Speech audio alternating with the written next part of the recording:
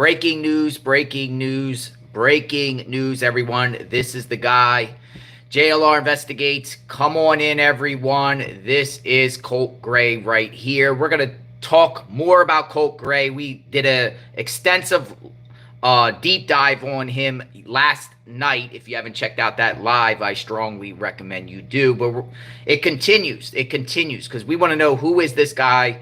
Who is he affiliated with? Who's his family? What was his upbringing? Why did he do this horrendous crime? Why did he go just 24 hours ago? Chaos at Apalachee High School in Winder, Georgia. Barrow County, Georgia. Why did this 14-year-old individual take a gun, all semi-automatic weapon, to the high school and do this horrific act, which resulted in the loss of life of 4 innocent people, numerous injuries, chaos, families scrambling all over, worried about their loved ones, faculty? It just was panic, and our hearts and prayers go out to all the victims in this case. But we're going to talk more about this guy because, first off, I also found a picture of his father. So I have a photo of his father. I'm going to show you his father. You'll never seen this before, probably on the internet, because he's not really on the internet.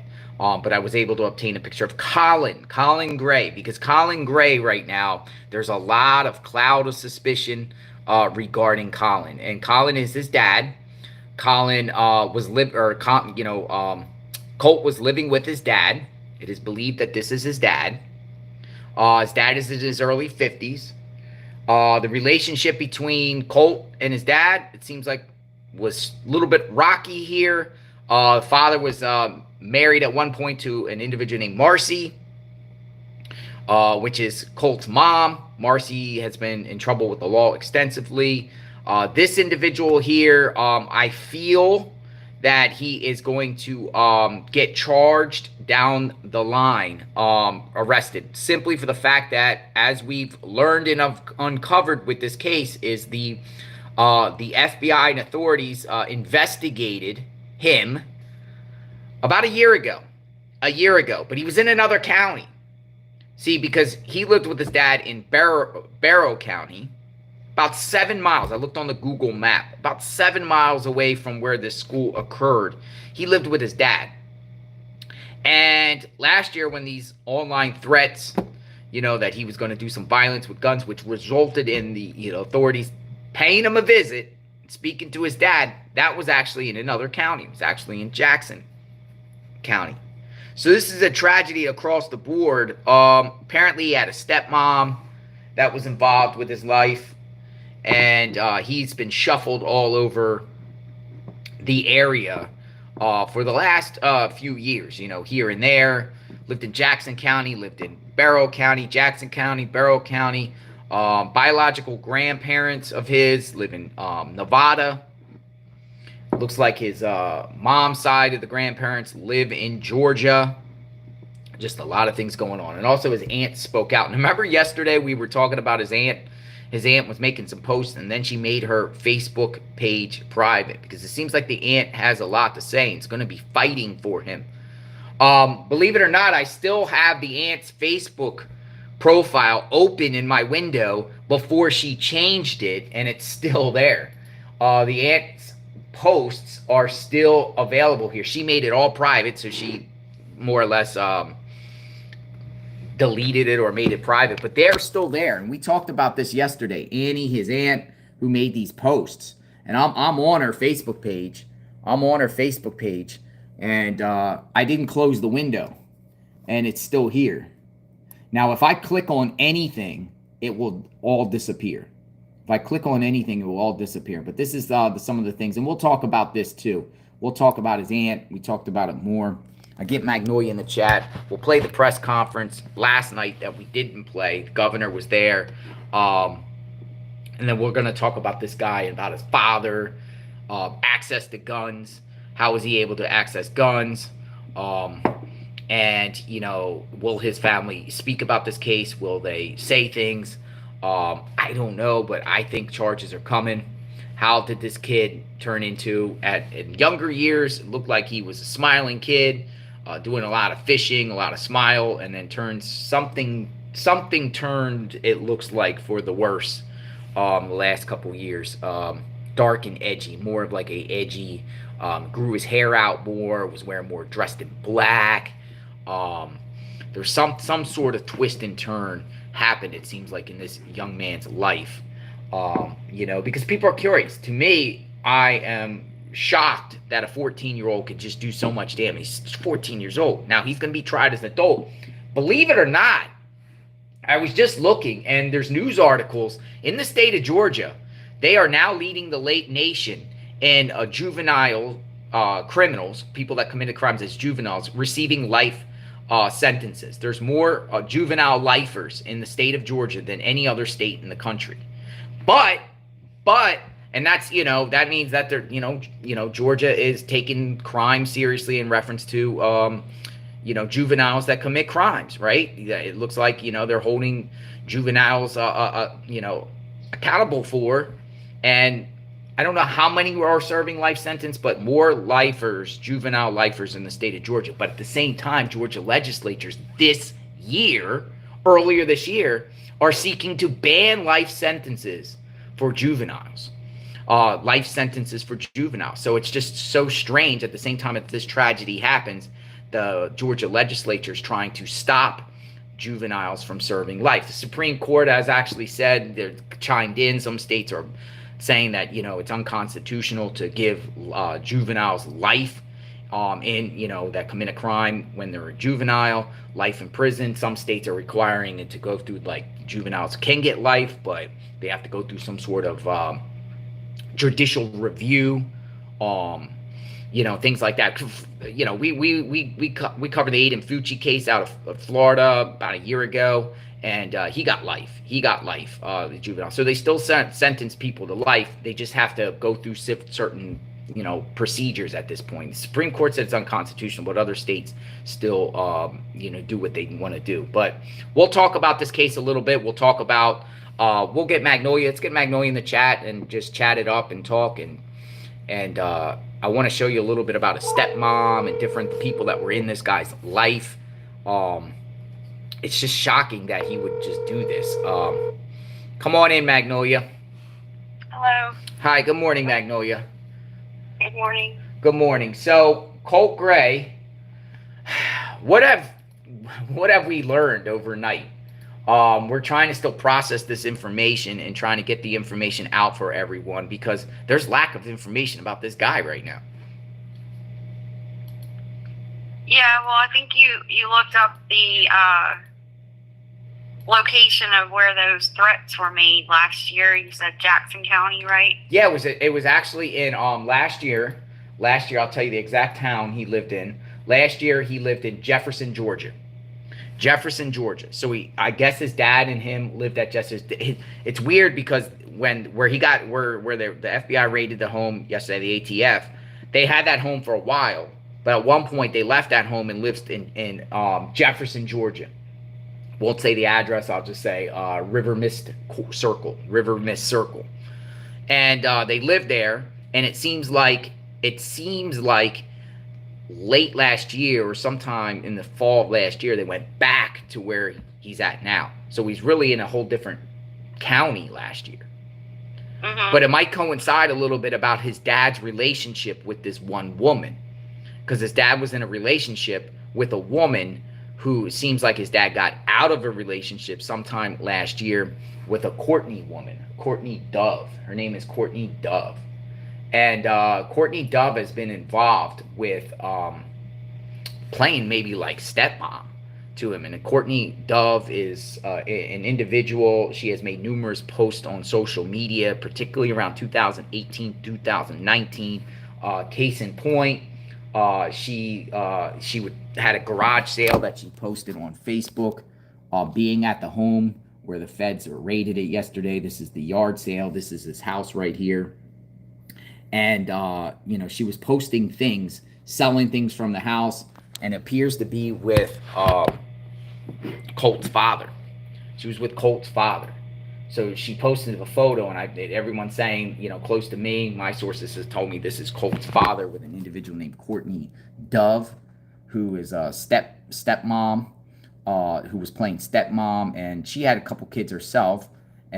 His dad is in his what, early 50s? 54. 54. Now, the dad doesn't have an extensive criminal record like that, but the dad seems like he has numerous hunting permits, hunting licenses that are in the been verified, right? And as far as employment history, worked for a company called Stout Rises Ross Inc. It's STOUTRISIUS Ross Inc. And it seems like he's been affiliated with that. He seems like more of like an outdoors guy. He got boats, right? There was boats that he was affiliated with, some boats that registered to him, living in the country there, hunting permits. There is some UCC liens and filings against him. But other than the dad really is like really under the radar. There's not really any social media presence whatsoever with the father at all. Do you agree with that? Yeah, I don't think he'll be under the radar for too long. I think, I wouldn't be surprised if we see charges on him fairly soon. Oh, they're coming. There's no doubt about it. So his days of being under the radar might be coming to an end pretty soon. But yeah, it doesn't seem like he was really on social media too much, and more of an outdoorsy type. But just the whole family dynamic just looks really bad. It looks like this kid, he's only 14 still, and he's lived in how many places? I mean, we had so many different addresses. He's moving around. And it seems like schools. He's been with his mom at some point, and then his mom would get in trouble with drugs in jail and going to jail and drinking and stuff like that. The aunt, as we posted yesterday, I guess the mom's sister was really outspoken against his mom and saying all this stuff like she vandalized all the property and everything like that. And the mother's acknowledged herself that she's been a victim of domestic violence, probably from his dad. So it's just a lot of instability here.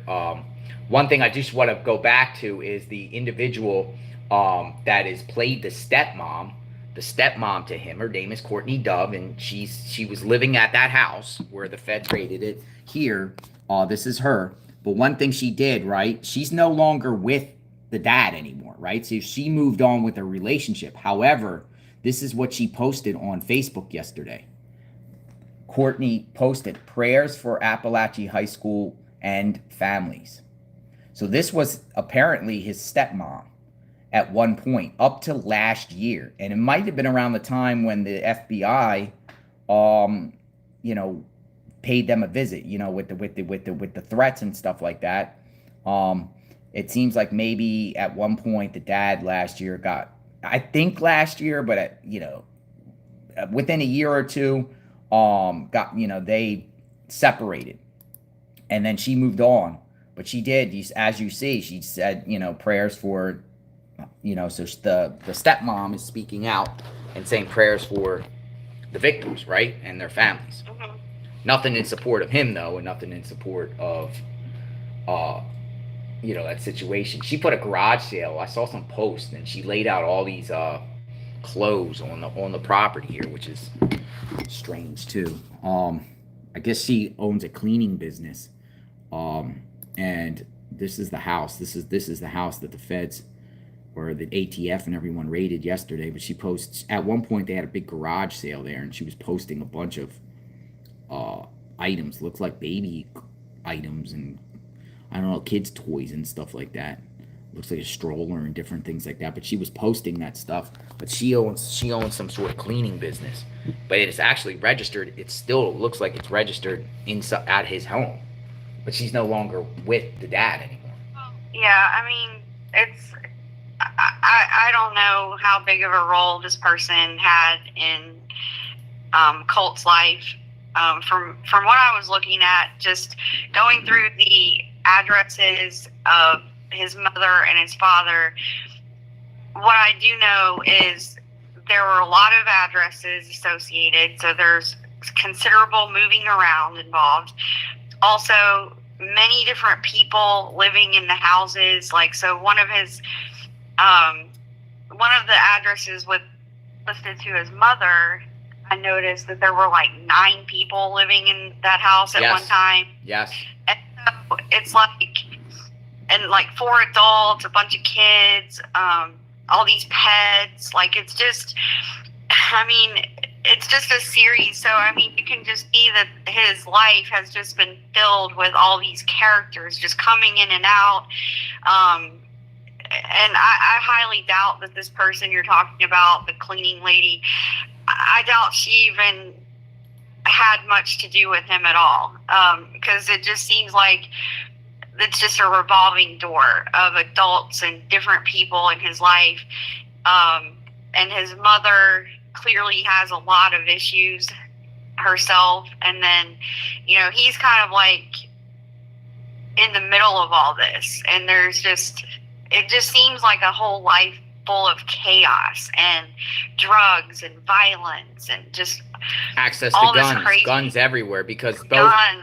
both Yeah. it's weird because the mother also has hunter's permits and things like that. And I was a little shocked. Now, I don't know if she's a felon, but she's definitely been in and out of jail a lot in the last at least 5 years. Yeah. You know, probably contributed to drugs. His mother's like significantly younger than the dad. What, 11 years?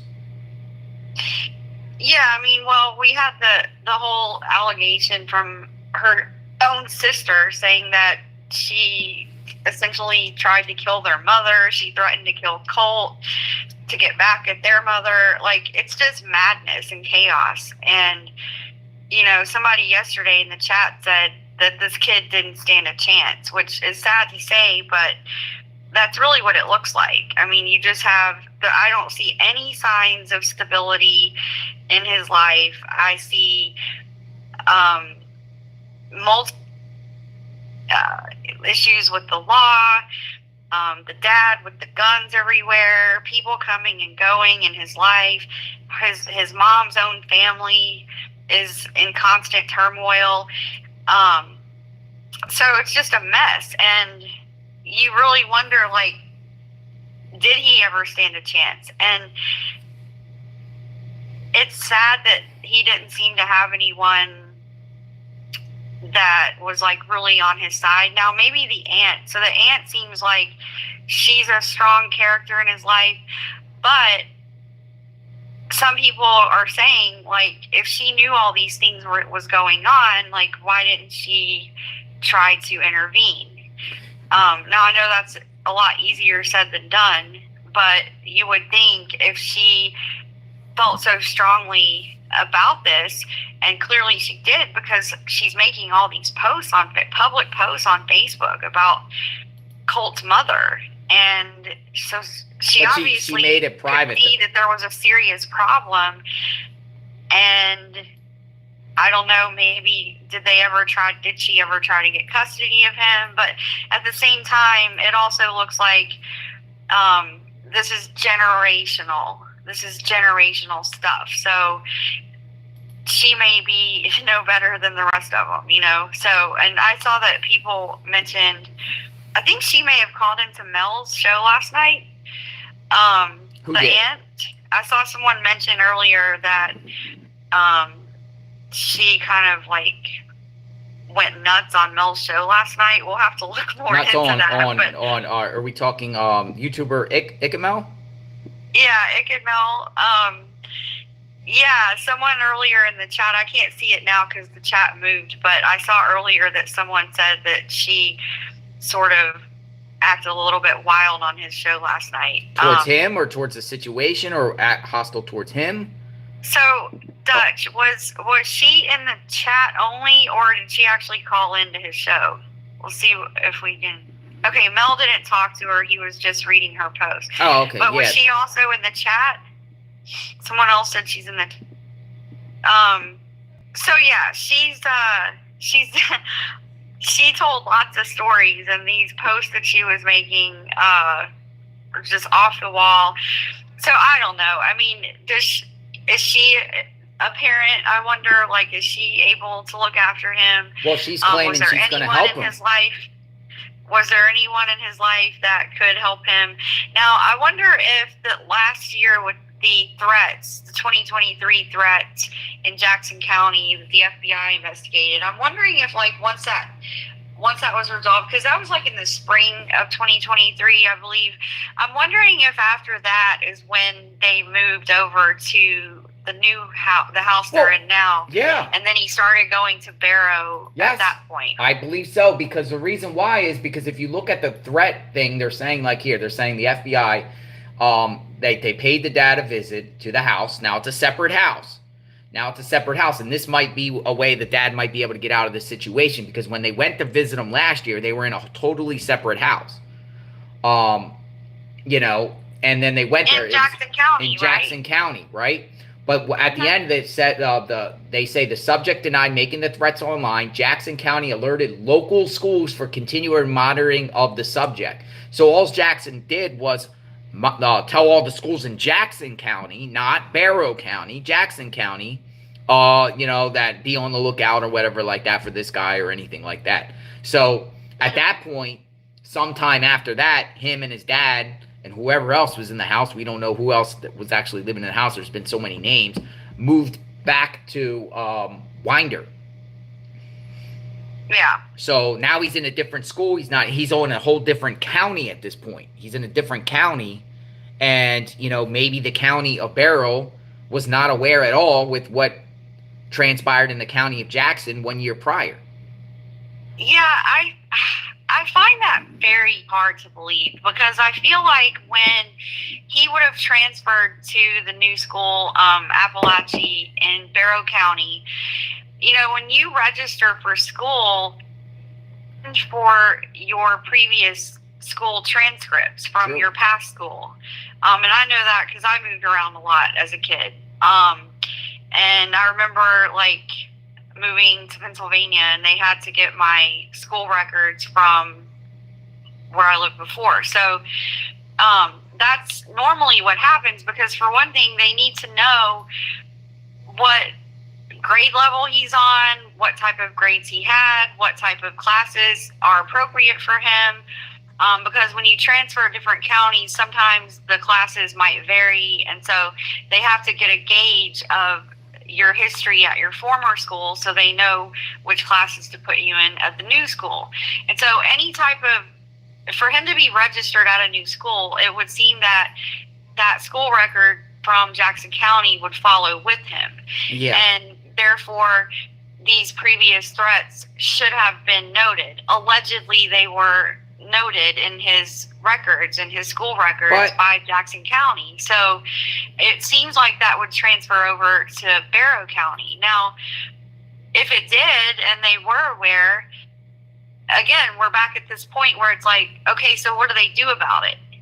You know, do you just expel him from school forever, or do you find an alternative school, or what is the solution here? Because this is a kid who made threats a year and a half ago and turned around and made good on those threats.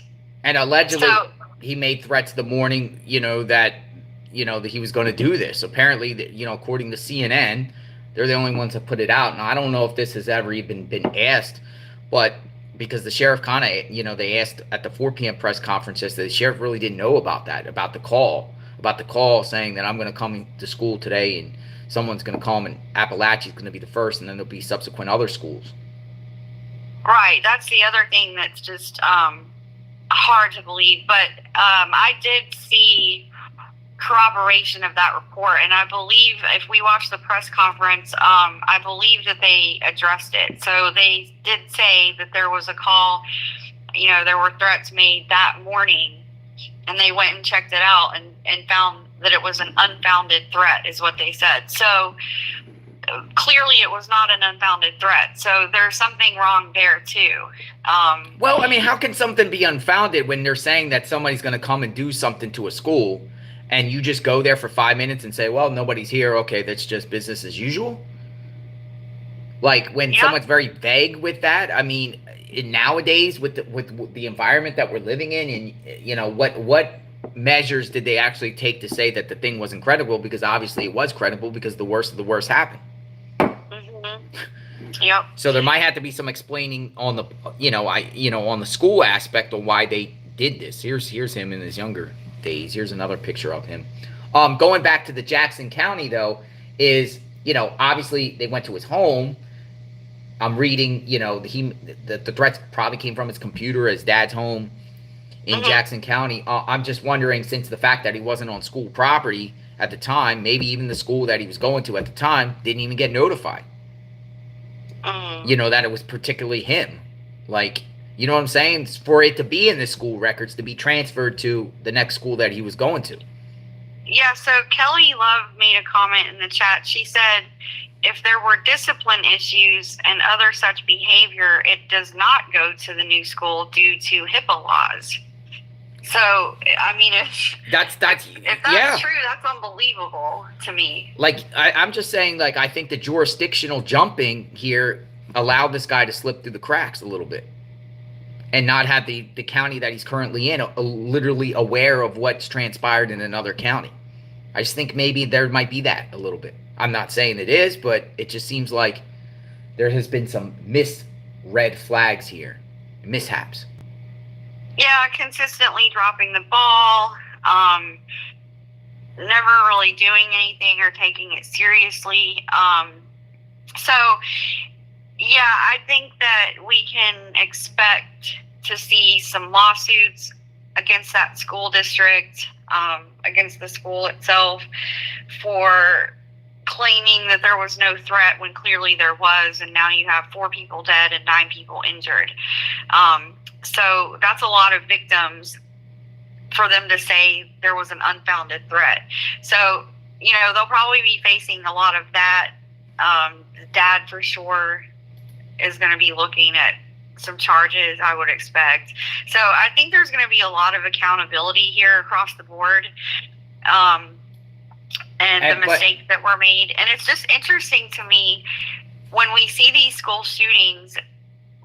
It's weird because we often see that a lot of it was caused by incompetence in a way, or, like in the Parkland situation, they had the school resource officers that were there and saw the guy with the gun and didn't do anything. And then you had Uvalde, same type of situation.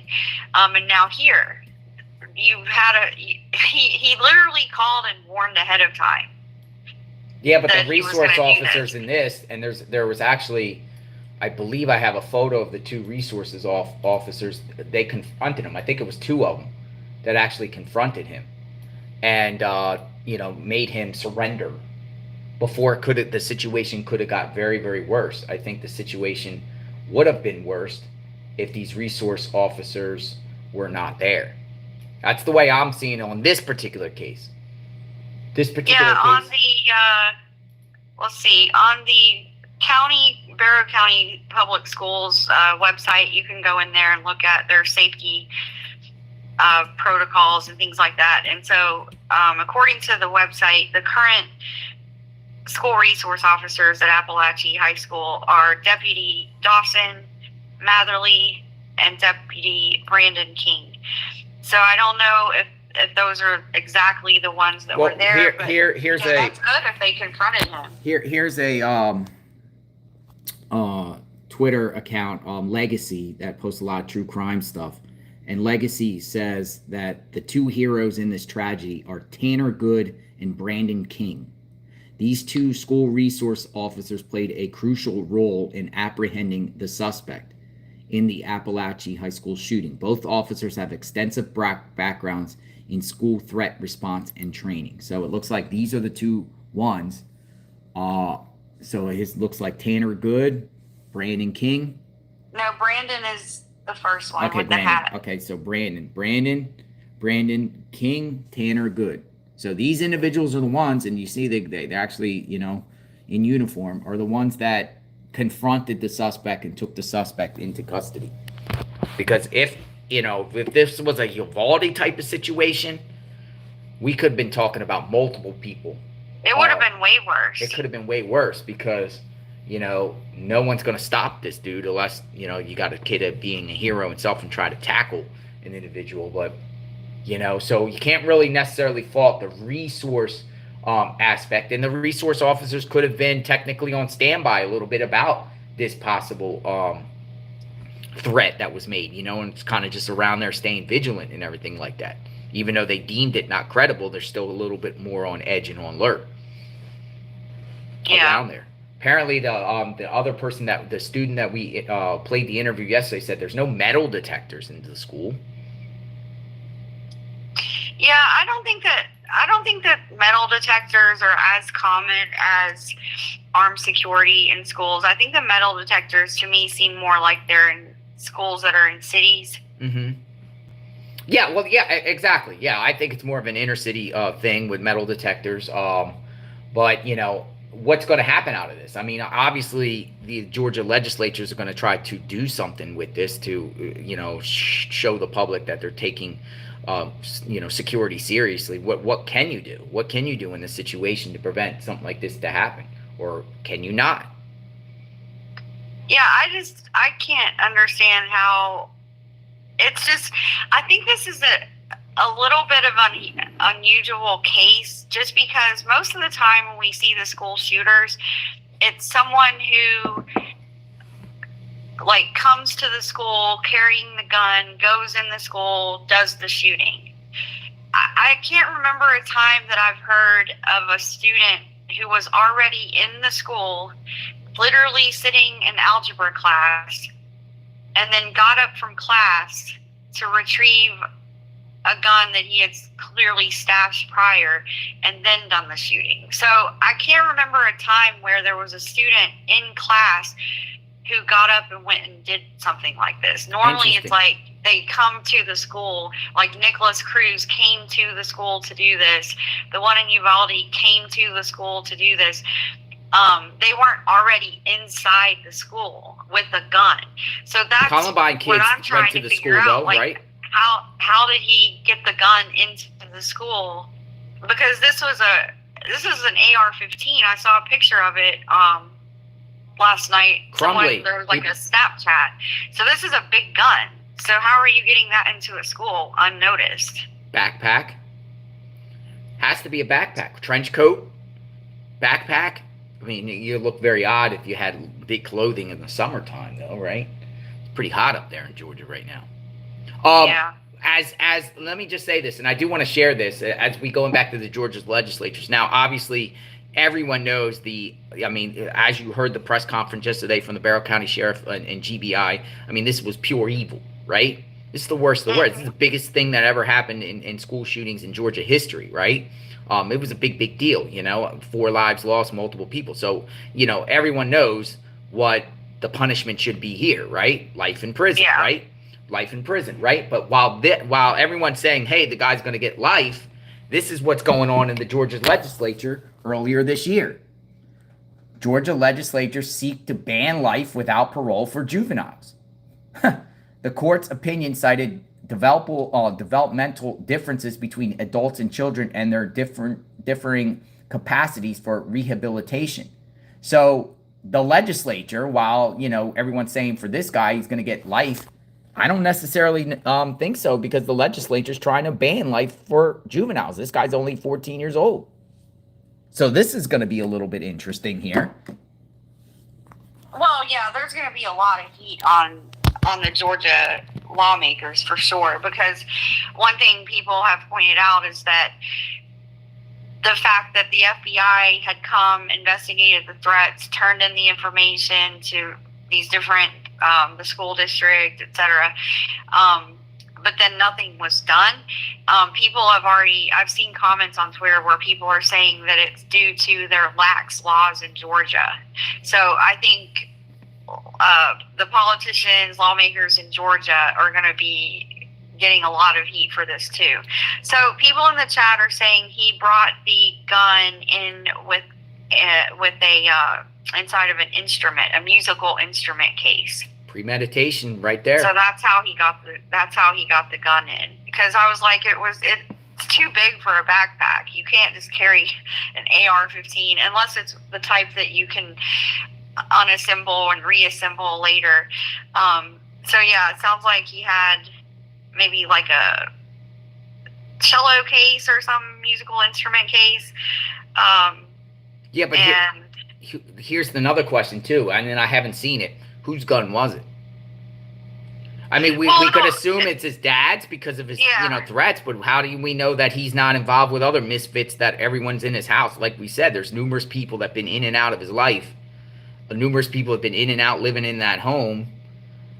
Maybe someone else, he obtained the gun somewhere else through another relative or some other means. It's Maybe. Yeah, it's possible, but I mean, the simplest explanation is usually the correct one. Mm-hmm. So Dad. if he had access to guns at his own house, Mm-hmm. he would just take a gun from his own house. I mean, so I don't think that I doubt that he had some clandestine plan to get a gun from someone else. I mean, he's got guns right there in the house. Well, he had And a some lot sort of of them, by the plan. way. The guy had some sort of plan because the guy, going in a musical instrument, and if that credible threat in that morning was true, his plan was to do a shooting and then leave the school and go to another place. Easy access to the guns. There were multiple guns in that house. The FBI or the raid last night, they removed several guns from the house. Yeah. So he had easy access to the guns, puts it in a musical instrument, goes to school.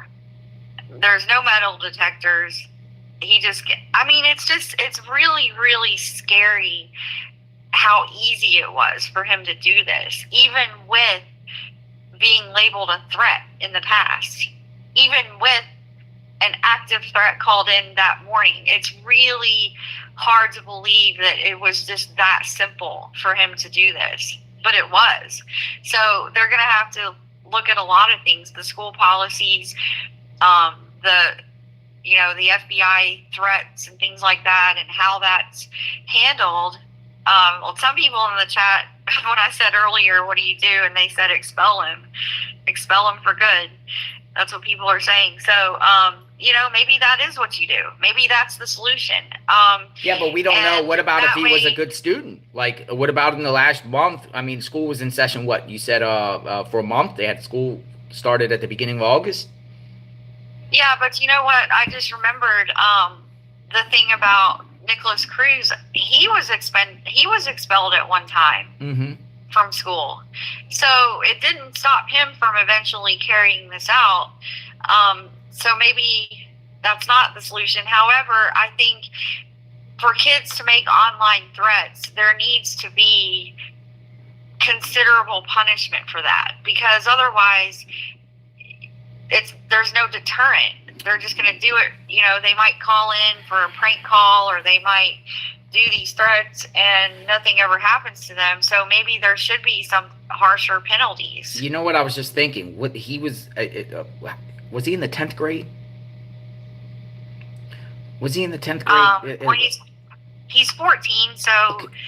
So I believe he's a freshman.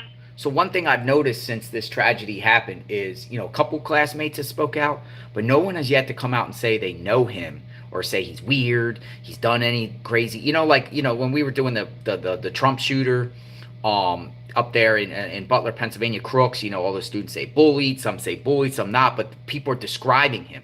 What I'm thinking here is most of the students might not have known him because he's fairly new, because he was in another county the year before, attending school in Jackson. So this is his first, you know what I mean? Like, this is his first time at the school. And the school has only been in session, people said in the chat, for about 3 weeks. So it's maybe the students didn't really know him yet and know his thinking and everything like it. Maybe he just went to school for the first 3 weeks, and was just quiet and just going to school and going home, loner, whatever. But maybe they really didn't know much about him to deem this guy, whoa, this guy, you know what I mean? Well, the girl who did the interview, his classmate who sat beside him in algebra class, said that he never talked, and the only thing he would ever say is like one-word answers or just short statements. But that's not red flag. That's not red flag material. Quiet. But she said when the shooting happened, no one was surprised it was him, because he fits the profile of a school shooter.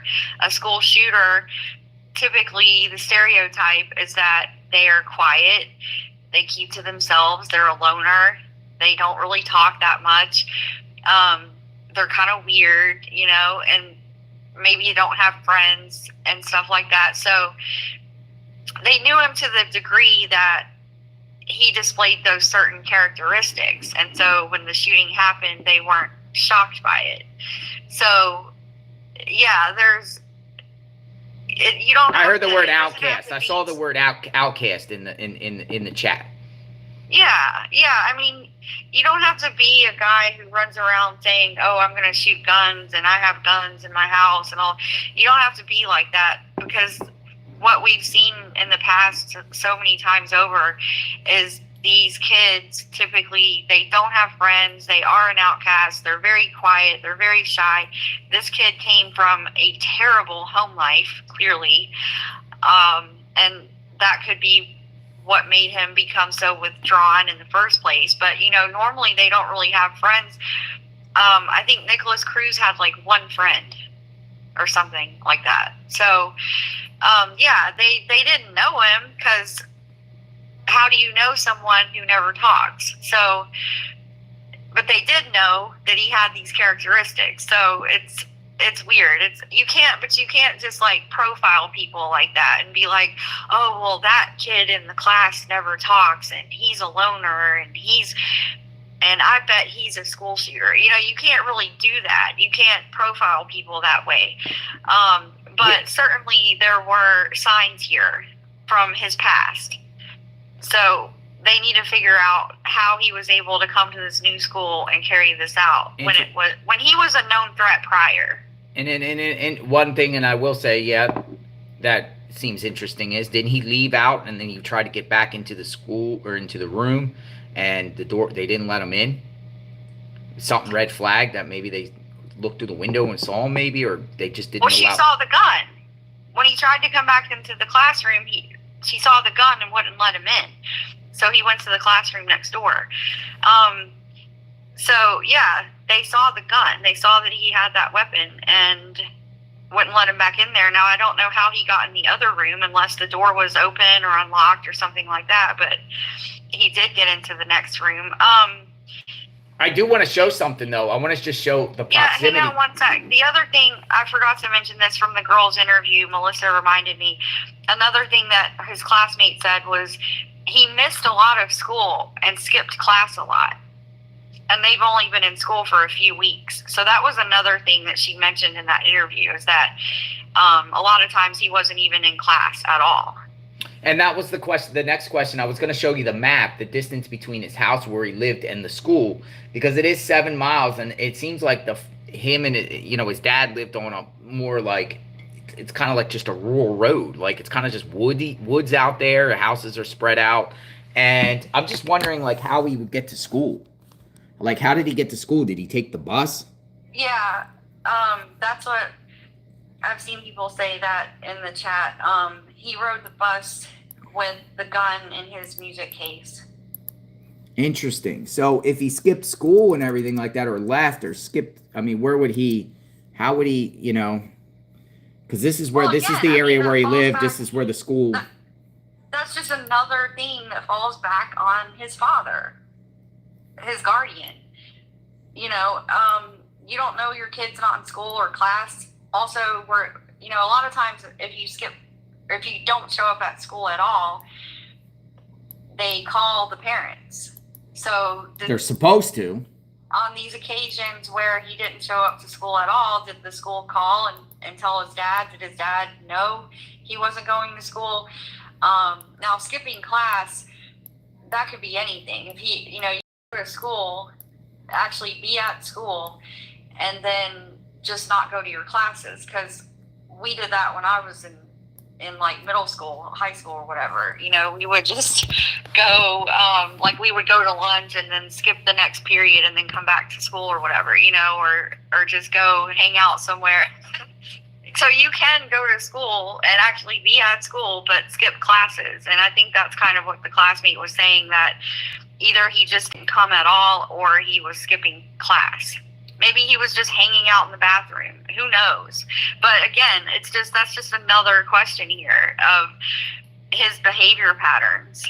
Let's go back to his aunt a minute, and I just want to show you something, because the aunt, this is for people that are just jumping in. The aunt yesterday made a series of posts, but this is, I still have her window of her post. Now I didn't close this window, but if you go on her page now, this is what you're going to see. She took their photo off. She has this, and that's it. She made her total Facebook profile private. Right? There's nothing else on it. Now, I still have the old window, and she's made these posts yesterday, and we were discussing this a little bit. They are charging my 14-year-old nephew as an adult for murder. Y'all ready to see the Polhamus blood in full throttle? Nah, I wouldn't be either. I don't know what that means. Like, is she being sarcastic or what? When people are telling her in the chat, I can't click on it because as soon as I click on it, this whole thing's going to close out, even though we copied it.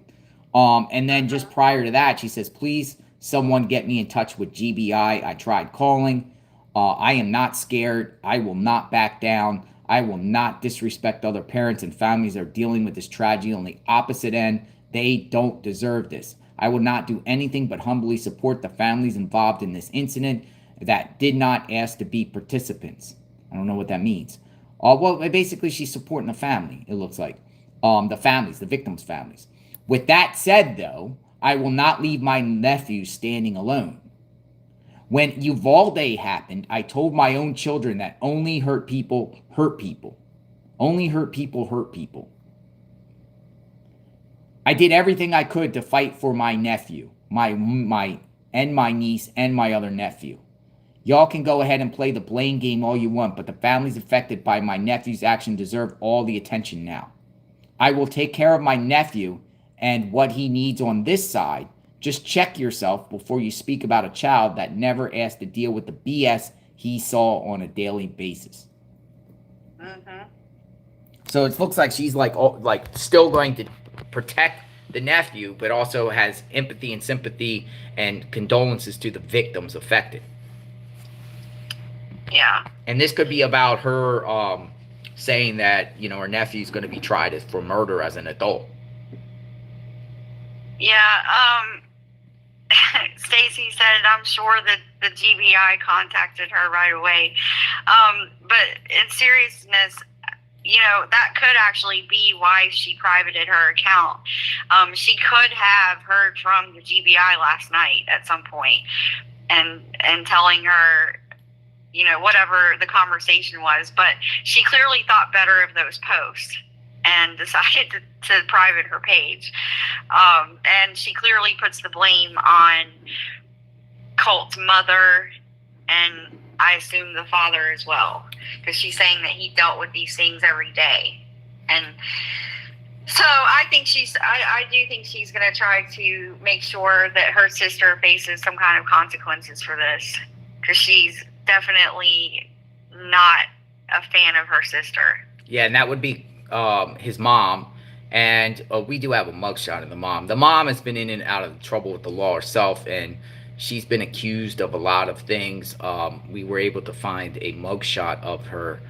She has been booked numerous times for numerous types of, thefts and like it was reckless driving, DUIs, drugs, just a bunch of different things that the mom's been in trouble with on and off over the years. I do not think she actually had do you think she was actually in contact with Colt around this time this happened, or do you think she was totally out of his life? Because that's what I can't figure out. Yeah, it seems like she kind of bounces around a lot in and out of jail. So that's what I was saying yesterday. To me, it's not clear if she was currently actively in his life, and I think that'll be part of the investigation. It seems like the dad for sure was negligent here, but I'm not sure about the mom, because she seems very wayward to me. Like, she bounces around from place to place, so it's hard to really gauge how active she was in his life currently. Now, in the past, I think that she tried to be a good mother. I saw some posts from her LinkedIn where she had mentioned that she was a welder. She had gone to welding school, and she had both of her sons. She was teaching them skills with welding. This was 3 years ago. She posted, "Agree or not, my 9 and 10-year-olds have both been exposed to the craft of welding by their mama. In my college course on metalworking, my professor made it abundantly clear that I, the only female in a class of about 60 men, ran the cleanest and most precise bead regardless of welding type. Not bragging, just saying." So she was, and that was in response to a post that someone had made saying, "Teach your children that there's nothing wrong with making an honest living with your hands." So I do see signs that she cared about her kids, I guess on some level. But then at the same time, you have her own sister saying she threatened to kill Colt one time. Yeah. So that can't possibly be good for his mental health. So I think this is, all of these things added up together is what the aunt means when she says the BS he was exposed to every single day. Shoot me back that message in the Telegram about the claims that the aunt was making against the mom, what she was doing to Colt. Can you do that right now? Can you shoot that back to me so I can show it? Those posts. Yeah, I'll have to find it. Let me find this. Yeah, so we just want to show you some things here. What the Annie that we just showed, the Annie, which is his aunt, who said that she's going to be fighting for Colt, was throwing some serious allegations in a sense against the mother, just with her experience with her and whatnot. So it just paints a picture that there's a lot of craziness and like going on inside this household, in this dude's household before this terrible tragedy occurred. We're gonna get this in a minute and we're gonna share it. Another thing I want to share too is this is also circulating on TikTok and X. And people are saying that the shooter had a TikTok account, right? And people are claiming that Apalachee High School mass shooter Colin Gray has a TikTok account that is obsessed with Bryan Kohberger. And I was looking at this, and this was set up, and on this account here, I think it's fake. I think someone's playing a game because it shows this Colt guy back 101, obsessed with videos and stuff of Bryan Kohberger. As some of you might or might not know, Bryan Kohberger, the individual arrested for murdering 4 college students inside a home in Moscow, Idaho. And they're saying that this Colt guy is, this is his account. But other people are also saying that, when a tragedy happens, you can take existing accounts and then change the name and the URL or the @ and just change it to whatever you want. So this could have been an account belonging to someone else that was obsessed with Kohberger, and then when this happened, they just changed it. See how it says 14 from Georgia? I think it's just a troll. I think it's just a troll. My personal opinion on it. I know people have been saying, well, he's been obsessed with Bryan Kohberger. I don't think it's. I think it's fake. Do you agree?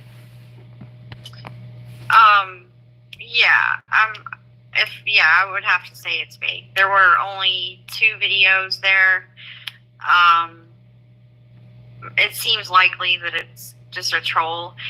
That would be really wild though, if he was obsessed with Bryan Kohberger. Yeah. Of all things. Of all people. And the people that are following him are all Kohberger supporters. So it just shows it's probably part of that weird cult that Kohberger has, with these people that are obsessed and they're just trying to fake it and trick it and troll everyone. This is Marcee, the mom. Agree or not, my 9 and 10-year-olds have both been exposed to craft of welding by their mama. In my college course on metalworking, my professor made it abundantly clear that I, the only female in the class of around 60 men, ran the cleanest and most precise bead regardless of welding. So the mother is a welder. Mother's been in and out trouble in the law. Don't know where she's at now. She has a Facebook post. She hasn't posted nothing about her son at all or anything about the tragedy. As you saw, the mother's sister, Annie, has posted something.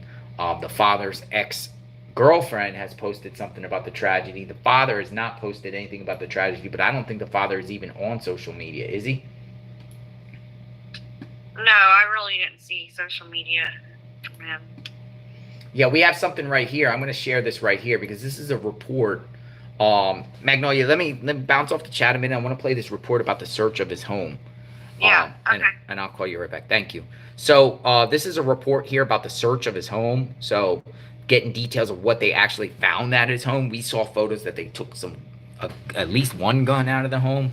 So what else did they have inside the home? I have not listened to this report, so let's listen to this and see exactly what was going on with the search of the shooter's home. Brianna? Bobeth, the 14-year-old Colt Gray is accused of opening fire here at Apalachee High School. He'll be charged with murder, and he has been booked. He will be tried as an adult as well. Now, 11 Alive, we went to his home, which is about 6 miles away from the high school, and we watched as multiple agencies. They spent hours searching the home. Now, we're learning from the FBI that Gray was investigated by the Jackson County Sheriff's Office last year after he allegedly posted photos of guns online threatening to commit a school shooting. Now, the Sheriff's Office interviewed Gray and his father, who said there were guns inside the house, but the teen did not have unsupervised access to those guns. Now, the Sheriff's Office, they say they did alert local schools for continued monitoring, but there was no probable cause for arrest. Now, neighbors that we spoke to, they say the suspect lived at his home with his dad and his younger siblings. And a neighbor who lives across the street says she would only see the younger siblings and never knew the teen lived there until yesterday when she saw him waiting for the bus for the first time. Take a listen. He had on jeans, a dark or black zip-up hoodie with the hood up, and a black backpack. I don't know. I just felt odd. So hours later, this starts unfolding, and then my grandson sends me a picture that's one of the students at Apalachee snapped of the shooter when he had his gun in his hand. And he said, "Gigi, is this who you saw?" And that was the boy. Oh, I got to show something. Terrifying. Now, 11 Alive did attempt to speak to his father, but he declined to speak with us. Sending it now over to Liza Lucas, who is live at Grady. Liza? Ariana, yes, we're here live at Grady because that was where one of the victims was rushed yesterday following the shooting at Apalachee High. Now, we do know from the last update from the Barrow County Sheriff's Office that all 9 of those that were injured, 8 students, 1 teacher, are expected to recover. But we've also started to learn more about those who were lost yesterday. The 2 teachers, the 2 students. We're going to show you their pictures now. 2 of those math teachers, Christina Aramy, 53 years old. Also math teacher and coach Richard Aspinwall, 39 years old. 2 students, only 14, Christian Angelo and Mason Shermahorn. 11 Alive speaking with students at last night's vigil that was held in the community, one of whom shared a little more about Coach A, as he was called, who taught math again at the high school. He was a fun dude. He was caring. He really just cared about everyone. He didn't really care about his own feelings. He mostly cared about people first. Cared about people first. An incredible legacy right there, and one that the community is already working to honor. More than $50,000 has been raised for Coach A's wife and his 2 young children. We also know there's a verified GoFundMe for 14-year-old Christian. It's raised more than $30,000 so far to help with funeral expenses. His sister on that GoFundMe page describing her brother as very sweet, so caring. He was loved by many. And as we continue to learn more about the families, their impact, and what they leave behind, we will continue to bring those stories to you and let you know how you can help on 11alive.com. Sending it back to you guys. Encouraging to see how the community is showing up to put their arms around the families impacted this morning. And they will need that for the months and years to come. Apalachee students and students from really all across the metro, they knew the importance of just being together in this moment. They came into the school last night in Winder for this vigil. Students still in shock over what happened, even former students showing up to support. Could have been me. And I'm just thankful that I'm here, and I'm sorry for all the families that did lose their babies. And then when he starts in high school, you can only hear thoughts and prayers so much to get fed up with it. Barrow County schools are out for the rest of the week, but they will have those grief counselors on hand 12 hours, 8 a.m. to 8 p.m. at the district office. That will be today and tomorrow. Okay. So the neighbor spoke. I'm going to get Magnolia back in the chat because this is interesting. I was looking online because there was photos circulating at the time of a hoodie person walking around with a gun. However, I looked on this, and I'm not going to show the photo because people are saying it was fake, plus the guy had a tattoo. But at the time, it made me go, okay, the guy had a hoodie on. Magnolia. Mm-hmm. I didn't hear the neighbor say anything about having a musical instrument, did you? When he was waiting for the bus. No, I think, didn't she just say a hoodie? And a backpack. Yeah, that describes lots of kids, so. And she saw him for the first time there. Mm-hmm. Which is interesting. Was he not there prior? Don't you think neighbor would know that, I mean, you know, if you're everyone's a creature of habit, some neighbors are busybodies, and you look out and your neighbors know when certain people leave at certain times, you kind of understand your own neighbors' habits, when they go to work, when they come home, around the time, when their kids come home, and she's saying for the first time, she saw him take the bus to school. Yeah, it's interesting that she just happened to notice him for the first time that morning. What about if the gun was already at the school, stashed from another time?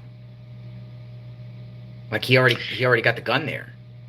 Not that particular day. Like, what about if the gun was already there? Like, he already planned this? Because remember, folks, we're hearing, I'm saying this to you too, Magnolia. Remember about the online threats and everything like that, or the threat, apparently the school, maybe he already placed the gun at the school at a certain spot prior. And then just was going there, with a backpack. No gun on him. Yeah, I couldn't possibly speculate on that. I don't know. Well, how are you going to get on that? All I know is that everyone has said he put the gun in a musical instrument case, and that's how he got it to school. Where are they getting that information? When he did that, I don't know. But, well, it may have been addressed in the press conference that we still haven't watched. So let's watch it. I'm going to watch it. All I know is people have said he brought the gun inside a musical instrument case. I don't know when he did that. I don't know where he put it at the school. I have no way of speculating something like that. Interesting. No, I just say unless the neighbor just didn't see the musical instrument, when he's waiting for the bus. But she said a hoodie and a backpack. I didn't hear anything about a musical instrument when he was going to school that day. Yeah, I don't know. I think that her account is sort of unremarkable, honestly, because, like I said, a kid with a hoodie and a backpack, that describes almost every kid who goes to school. So I can't even say for sure that he's who she saw, because half the boys in school wear hoodies. That's what they wear these days. So no, the neighbor across the street, because the neighbor across the street has also, at the time of the search of the police, has also video footage the search. So she was sitting across the street in the yard, and she's filming the search. So the neighbor describes him waiting at the bus stop with a hoodie and a backpack. Yeah. So what I'm saying is, what about if he didn't take the gun that particular day? That's all. Yeah, I want to know, because maybe my point is, maybe he had the gun there prior, and maybe he didn't take it to school that particular day. Like, he had the gun already stashed from another day. Like, he took it another day. Yeah, I don't see anyone getting an AR-15 into a backpack for sure. Well, that's what I'm saying. So if he only had a backpack, then he didn't have taking the gun to school that day. He didn't take the gun that day. If she's claiming that he only had a backpack and a thing, maybe he didn't take the gun to school that day. The gun was already at the school. JLR is wearing a black hoodie. I always wear the black hoodie. True. I always wear black hoodies. I got like 4 of these things. I need to get new merch. Temperature 81 degrees in Winder, Georgia. So 80s. I don't know. Do people go to school with sweatshirts in the 80s? Yeah, I guess so. Yeah. Cool. Sometimes inside the schools, air conditioning, right? Some people just like to have that hoodie feel. I like the hoodie feel. You wear a hoodie every day of the year. I know. I like the feel. And whenever you put the hood up, I always say you look like a bandit. Right. I'm gonna play the press conference because we didn't play it yesterday. Some Yeah, people might have because seen this. I feel like that they probably addressed some of the questions we have, and I don't really think it's worth Right. speculating until we actually watch the press conference, because I know that they did address certain things, including the threat made in the morning. So I think that there's a lot of stuff that we still need to gather from that official press conference, and hopefully it'll answer some of the questions. Yeah, I'll call you right back. Thank you. Okay. All right, so we're going to listen to the press conference. Maybe you guys seen it, maybe not. Stick around. We're going to listen to it. I listened to a little of it, but I didn't listen to all of it because we were, trying to gather more information about, particularly about the father, and who's centered around this life, because I feel like the father is going to get some serious charges put up on him. So I wanted to do a deep dive on everybody on this case. But there was a press conference last night in the dark, and it looks like the governor was also there. We played a clip last night with the lieutenant governor, Burt Jones. He was speaking to a news network. Let's listen to this press conference right here. It's just listen. Maybe we'll get some key details, understand it, and then we'll review and talk.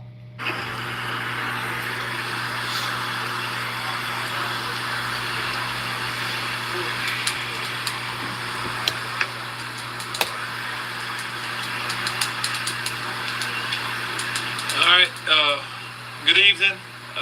As you can tell, we know that it's been a long day. I want to thank you for being patient with us today.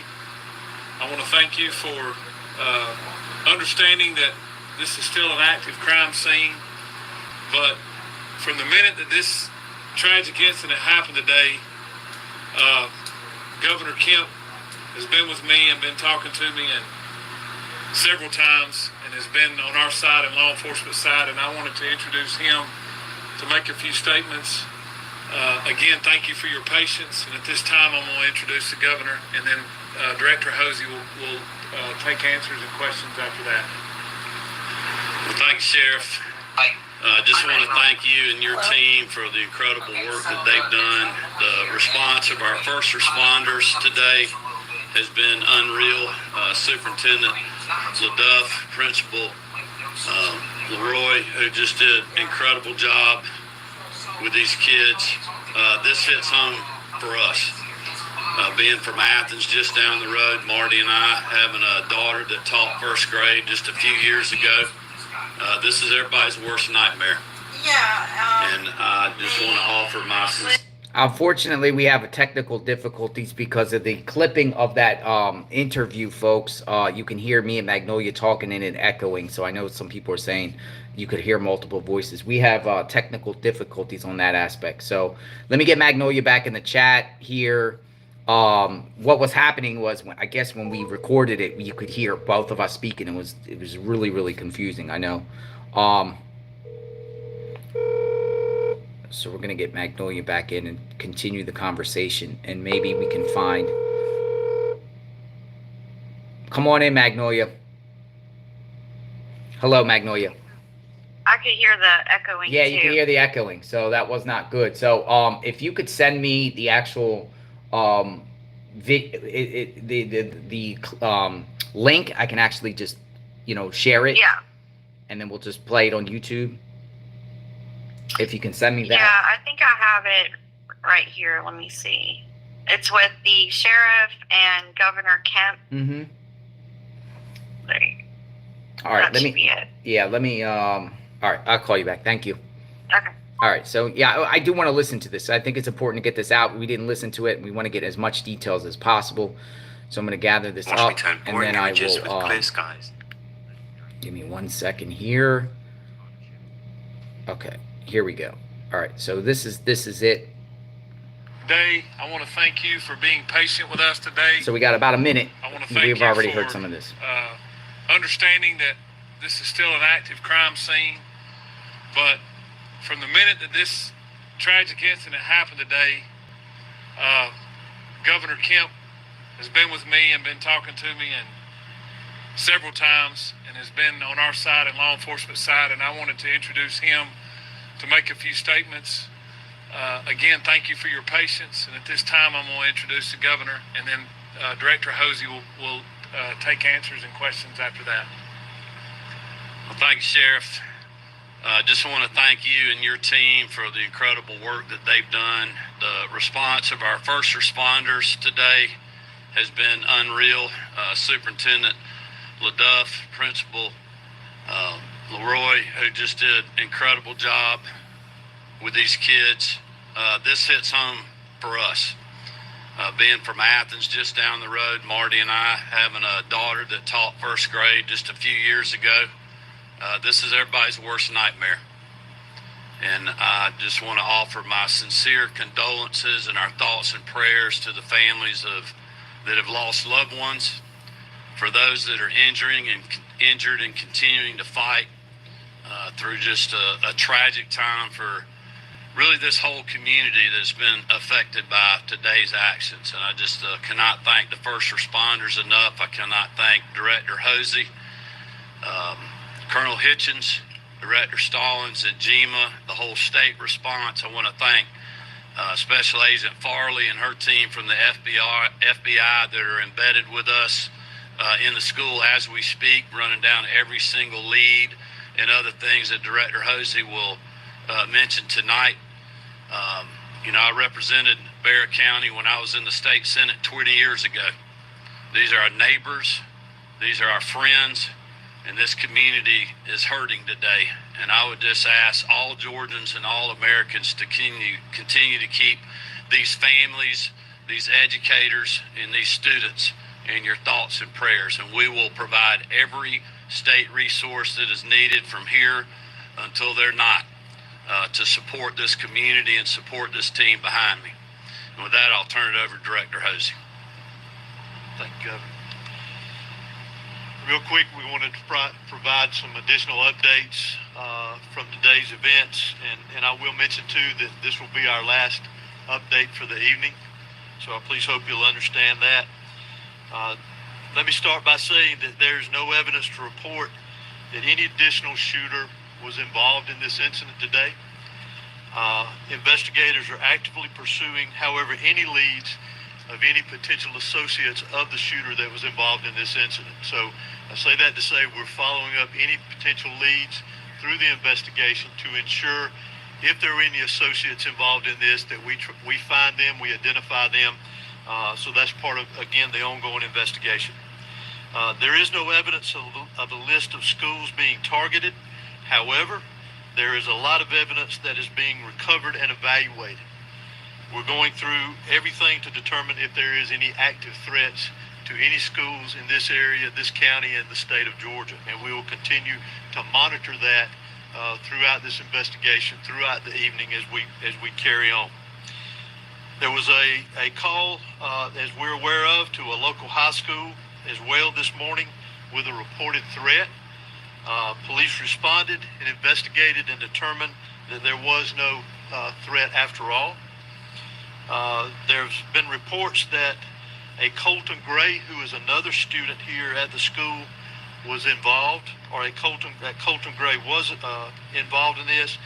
If you recall from a previous press conference earlier this afternoon, the individual that we have arrested and will be charged with this, his name is Colt Gray.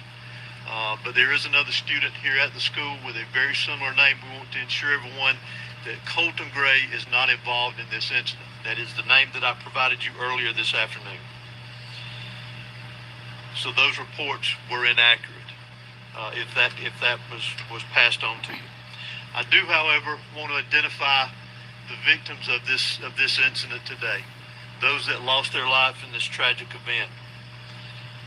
Mason Schermerhorn, age 14, who is a student here at the school.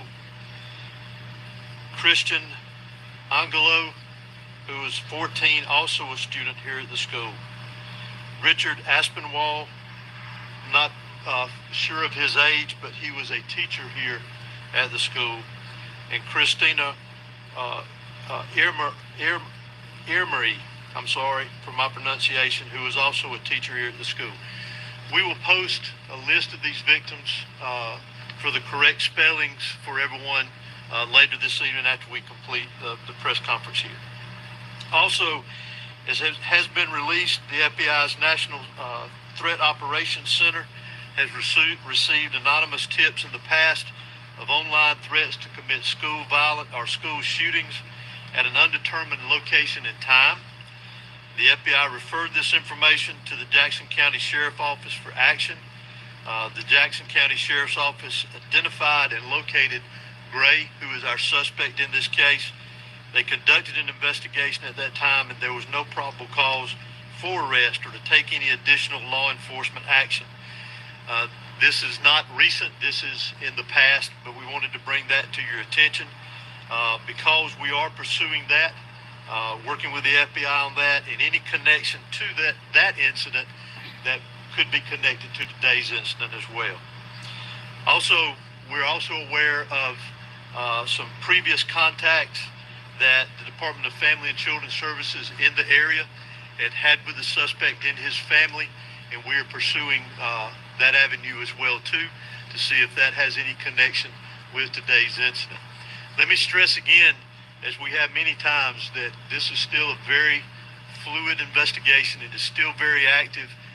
We will have agents, and there will be law enforcement personnel that will be pursuing investigative leads and collecting evidence throughout the night and into much of tomorrow, I would anticipate as well.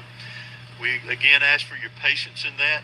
This is a criminal investigation, and we're going to treat it like that. So I apologize ahead of time if we don't answer some of the questions that you may ask. So please understand. I also want to bring note to one very special thing that we do not need to forget about here, is we have heroes in our midst. We've talked about our law enforcement personnel, our fire, our EMS. Those that are deceased are heroes in my book. Those that are in the hospital recovering right now are heroes in my book. But also the heroes that we need to remember is our faculty and staff here at this school. They acted admirably. They were heroes in the actions that they took. The protocols that this school and this system activated today prevented this from being a much larger tragedy than what we had here today. So I want to recognize them as heroes, because they are.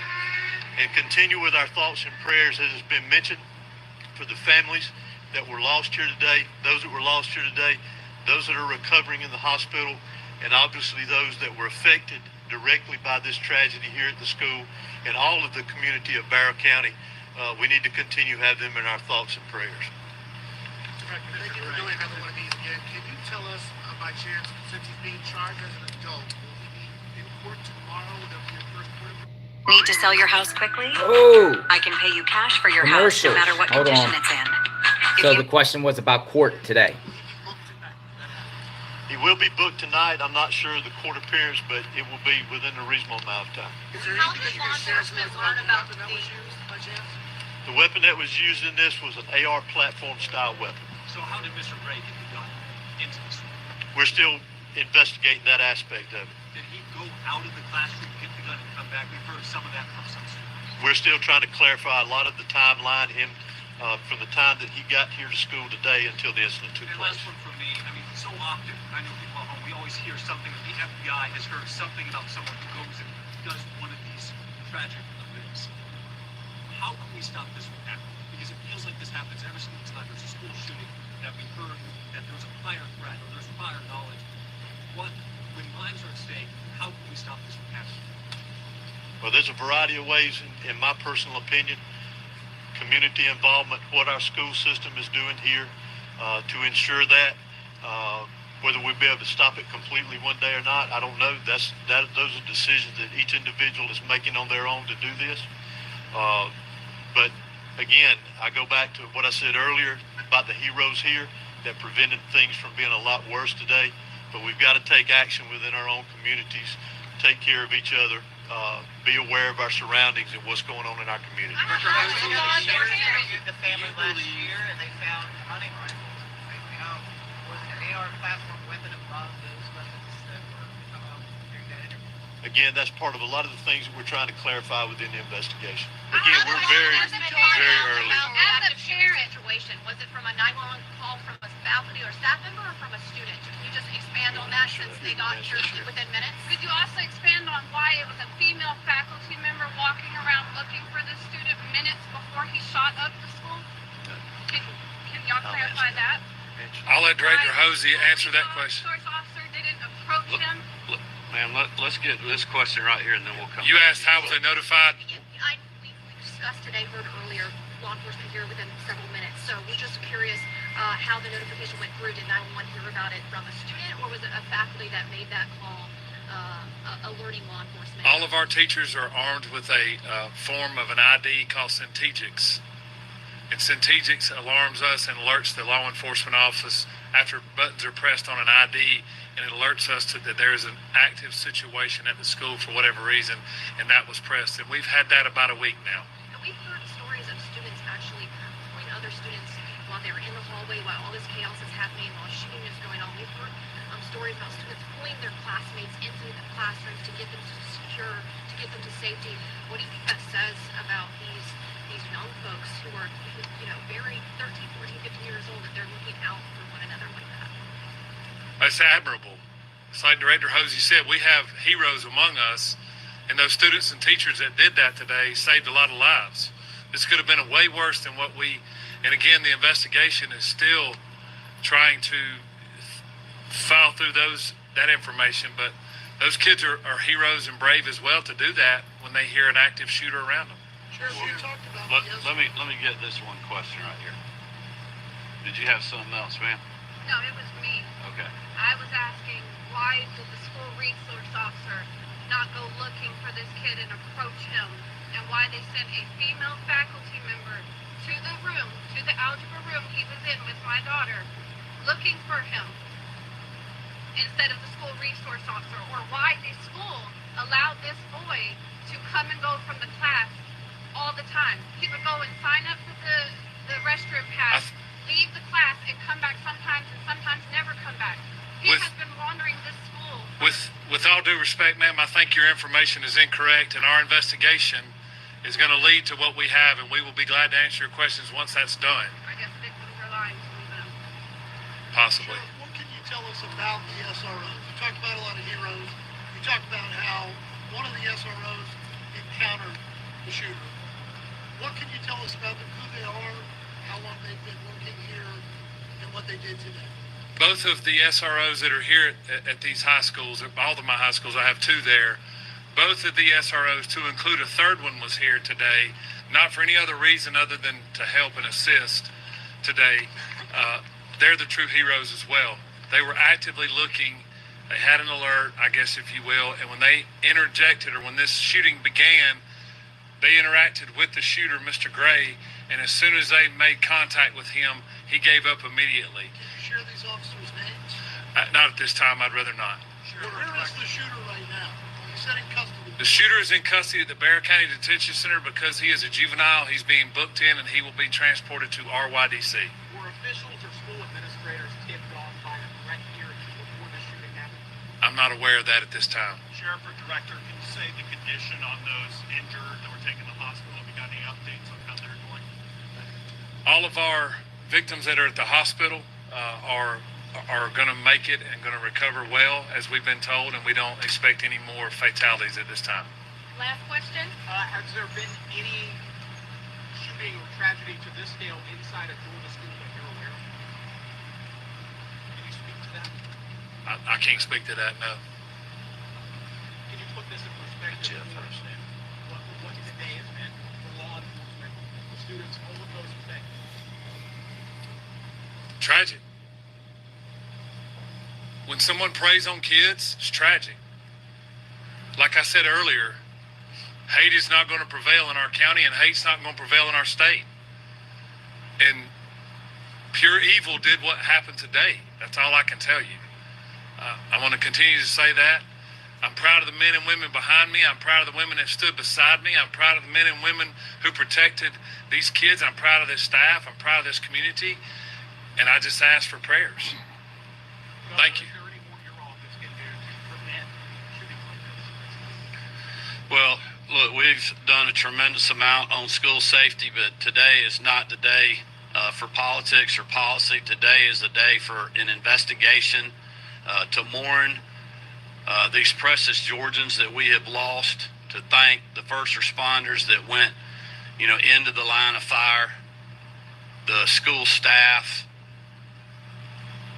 superintendent, the principal, and others that are just trying to hold this community together. That's what we need to be focused on right now. We also had a tragic loss of a firefighter in Greene County earlier today before this event happened, with an explosion that killed the life of a first responder that again was running in to danger when many people were trying to run out. And that's what the focus needs to be on tonight. I would ask everybody to continue to keep this community, these victims, and these educators and these men and women in law enforcement in your thoughts and prayers. Thank you. Thank you, Governor. Just want to thank everyone for their patience and taking the time to cover this.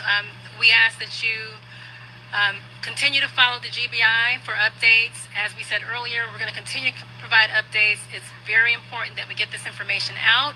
But right now, we really want to focus on our victims, and you can, as I said earlier, continue to follow us as we provide additional updates. Thank you.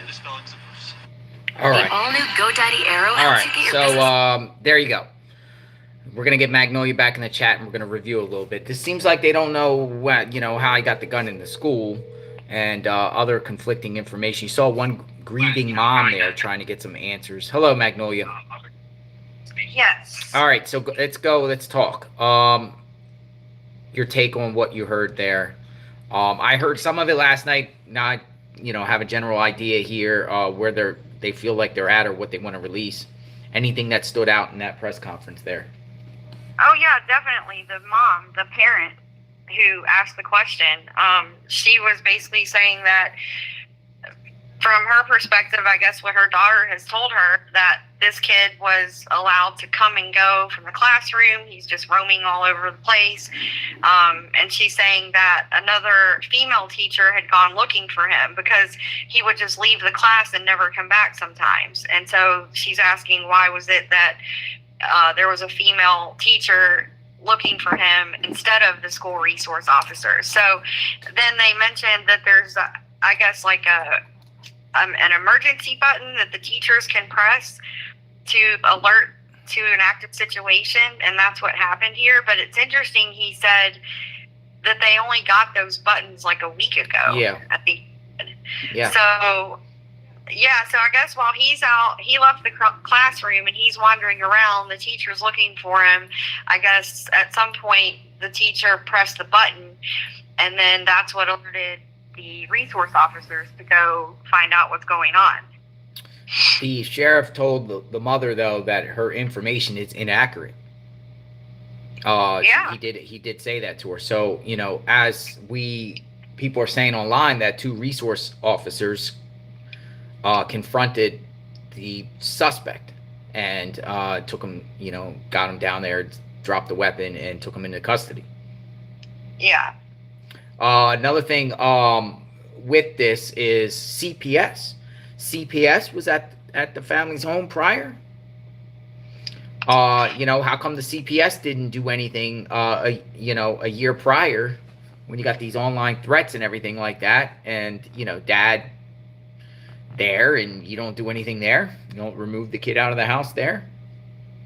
Yeah, I wonder how much involvement CPS had in his life over the years. I'm sure there's a lot, because if it's not, it's a failure of that system too, because it clearly shows that there has been some serious problems.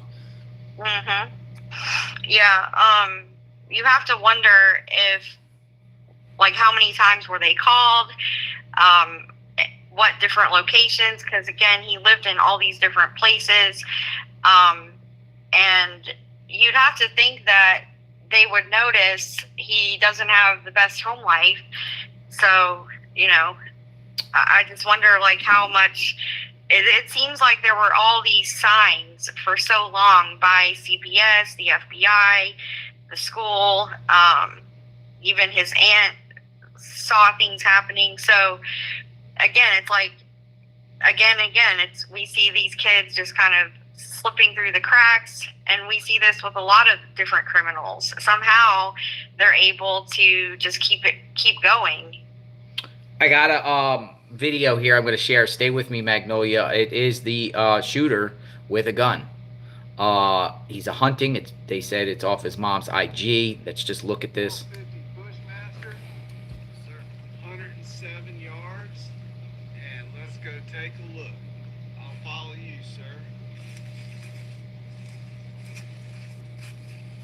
Wow. So I see white. they're saying that's him. Yeah, and this looks like it's pretty recent. Deer hunting. Look at that, Oh brother. God, I can't see that. Go ahead and lay your rifle I down can't on look it. at that animal. Like we had other way, barrel up. You know, people have mixed opinions about deer hunting and trophy hunting and things like that. Some people think it's okay to hunt for deer. And, you know, there's a lot of opinions on that, but we're just showing him. Okay. Beautiful. All right. Yeah, he definitely knows his way around a gun, doesn't he? He looks comfortable with the gun. Yeah, I don't want to show that. But the point is, here's the gun. 50 Bushmaster. But you know, remember this is also Georgia, and this is like really, I'll follow you, sir. you know, it's again Winder. This is not like metropolitan area. This is a small town. Let me rural compared to Atlanta. And Magnolia, so let me hunting is common. call you right back. Okay. Okay. Every time I do the thing where if I play a video on here, then Magnolia's voice goes a little bit low. Get her back in. Hello. All right. Yeah. Yeah, so I don't think that it's necessarily unusual that he's hunting with his dad. That's a thing that they do in Georgia. It's super common.